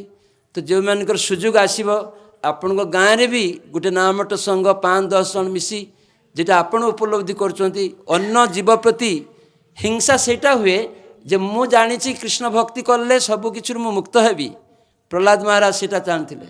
ତାହେଲେ ଅନ୍ୟ ଲୋକମାନେ କରୁନାହାନ୍ତି, ତାଙ୍କୁ ସାହାଯ୍ୟ ନ କରିବାଟା ହିଁ ହିଂସା। ଏମିତି ଜୀବ ହତ୍ୟା କରିବା ହିଂସା, କିନ୍ତୁ ଆମେ ଯଦି ଭଗବାନଙ୍କର ନାମ ନ କହୁ ଅନ୍ୟକୁ, ସେଟା ବି ଜୀବ ହିଂସା। ତେଣୁ ଭକ୍ତମାନଙ୍କର କର୍ତ୍ତବ୍ୟ ଏଟା। ମହାପ୍ରଭୁ କହିଛନ୍ତି, ଯାରେ ଦେଖ ତାରେ କହ କୃଷ୍ଣ ଉପଦେଶ, আমার আজ্ঞায় গুরু হইয়া তার এই দেশ। জগৎକୁ ଯଦି ଉଦ୍ଧାର କରିବାକୁ ହୁଏ ତାହେଲେ ଆତ୍ମତତ୍ତ୍ୱ ଜ୍ଞାନ ଶିଖାଇବାକୁ ପଡ଼ିବ। ସେ ଆତ୍ମତତ୍ତ୍ୱ ଜ୍ଞାନରେ ଆମେ ଯଦି ଆସିବୁ ତାହେଲେ ଆମର ଜୀବନ ସାର୍ଥକ ହେବ। ଆତ୍ମତତ୍ତ୍ୱ ଜ୍ଞାନ କ'ଣ? ନା ମୁଁ ଭଗବାନଙ୍କର ନିତ୍ୟ ସେବକ। ଏଇ ଦେହ ନୁହେଁ, ହିନ୍ଦୁ ମୁସଲିମ ଖ୍ରୀଷ୍ଟିଆନ ନୁହେଁ, ଭାରତୀୟ ଆମେରିକାନ ପାକିସ୍ତାନୀ ନୁହେଁ, ମୁଁ ହେଉଛି ଭଗବାନଙ୍କର ନିତ୍ୟ ସେବକ। ତେଣୁ ମୋର ଚାକିରି ବ୍ୟବସାୟ ସର୍ବକର୍ମ ତାଙ୍କ ସେବା ପାଇଁ। କାହିଁକି ନା ଏଇ ସବୁ କିଛି ତାଙ୍କର, ସେ ହେଉଛନ୍ତି ଭୁକ୍ତା। এইଗୁଡ଼ିକ ଭକ୍ତ ଉପଲବ୍ଧି କରି ଜଗତର ଲୋକଙ୍କୁ ଶିଖେଇଲେ। ରାଜାମାନେ ଶିଖୁଥିଲେ, ପ୍ରଭୁପାଦ ଶିଖେଇଛନ୍ତି। ତେଣୁ ଆପଣମାନଙ୍କୁ ମୋର ଅନୁରୋଧ, এই ইস্কন বৈশিঙ্গার সাথে যুক্ত হুঁতু এবং নিজ পড়ারে গাঁরে বিভিন্ন জায়গায় মঙ্গল পাই, জগতর কল্যাণ পাই, বদ্ধজীবর উদ্ধার পাই প্রভুপাদ মহাপ্রভুଙ୍କ ନିର୍ଦ୍ଦେଶରେ କରିକି ଯାଇଛନ୍ତି। ତାଙ୍କ ଆଶ୍ରୟ, ତାଙ୍କ ଶିକ୍ଷା ଜଗତବାସୀ ପାଇଁ ମଙ୍ଗଳମୟ। ସେଥିପାଇଁ ଗୀତା ଭାଗବତ ଅଧ୍ୟୟନ କରନ୍ତୁ। ତାତ୍ପର୍ଯ୍ୟ ଗୁଡ଼ିକ ଆମେ ଆଜି ଶୁଣିଲୁ। ଏଠି ପ୍ରଭୁପାଦ ଯାହା କହିଲେ, ମୁଁ ସାର୍ କହିଛି ତାତ୍ପର୍ଯ୍ୟର ସବୁ ଶ୍ଲୋକ ପ୍ରଭୁପାଦ ଦେଇଛନ୍ତି, ସେଟାର ମୁଁ କହିଛି। ହଁ, ଆପଣମାନେ ଶୁଣିଲେ ତ ଚେଷ୍ଟା କରନ୍ତୁ। ମୋର ଅନୁରୋଧ ଯେ ଯେଉଁମାନେ ଜପ କରୁନାହାନ୍ତି ହରେ କୃଷ୍ଣ ମହାମନ୍ତ୍ର, କଳିଯୁଗର ଯୁଗଧର୍ମ ଚେତନାକୁ ମାର୍ଜନ କରିବାର ପ୍ରକୃଷ୍ଟ ଉପାୟ, ଏବଂ ଆମେ ଯେଉଁମାନେ ଏଇ ଜଳଦେହ ରୂପକ ଯନ୍ତ୍ର ପାଇଛେ ତାର ଅପରେଟିଂ କରିବାର ଯେ ମ୍ୟାନୁଆଲ୍ ବୁକ୍ ସଦୃଶ ଗୀତା ଭାଗବତ, ତାର ଆଶ୍ରୟ ନିଅନ୍ତୁ। ଏବଂ ଏଇ ମ୍ୟାନୁଆଲ୍ ବୁକ୍ ସଦୃଶ ତାର ମଧ୍ୟରେ ଯେ ଶିକ୍ଷା ରହିଛି, ଏଇ ଜଳଦେହ ଯନ୍ତ୍ର ତା ଇନ୍ଦ୍ରିୟ ଗୁଡ଼ିକ ଅପରେଟିଂ କରନ୍ତୁ ସେଇ ମ୍ୟାନୁଆଲ୍ ବୁକ୍ ଗୀତା ଭାଗବତ ଶିକ୍ଷା ଅନୁସାରେ। ଏବଂ ସେଇଠି ଆମେ ନିଜର ଜନ୍ମକୁ ସାର୍ଥକ କରିପାରିବୁ। ଯନ୍ତ୍ର ଯଦି ଠିକ୍ ଭାବରେ ପରିଚାଳିତ ହେବ ତାହେଲେ ଭଗବାନଙ୍କର କୃପା ଆମେ ଲାଭ କରିପାରିବା। ଆଉ ଏଇ ଜୀବନରେ ତାଙ୍କ ସ୍ମରଣ କରି ଭଗବତ ଧାମକୁ ଫେରି ଯାଇପାରିବା ଏବଂ ବାରମ୍ବାର ଜନ୍ମ ମୃତ୍ୟୁ ଚକ୍ରକୁ ଆସିବାକୁ ପଡ଼ିବନି। ହରେ କୃଷ୍ଣ କୃଷ୍ଣ କୃଷ୍ଣ ହରେ ହରେ, ହରେ ରାମ ରାମ ରାମ ହରେ ହରେ।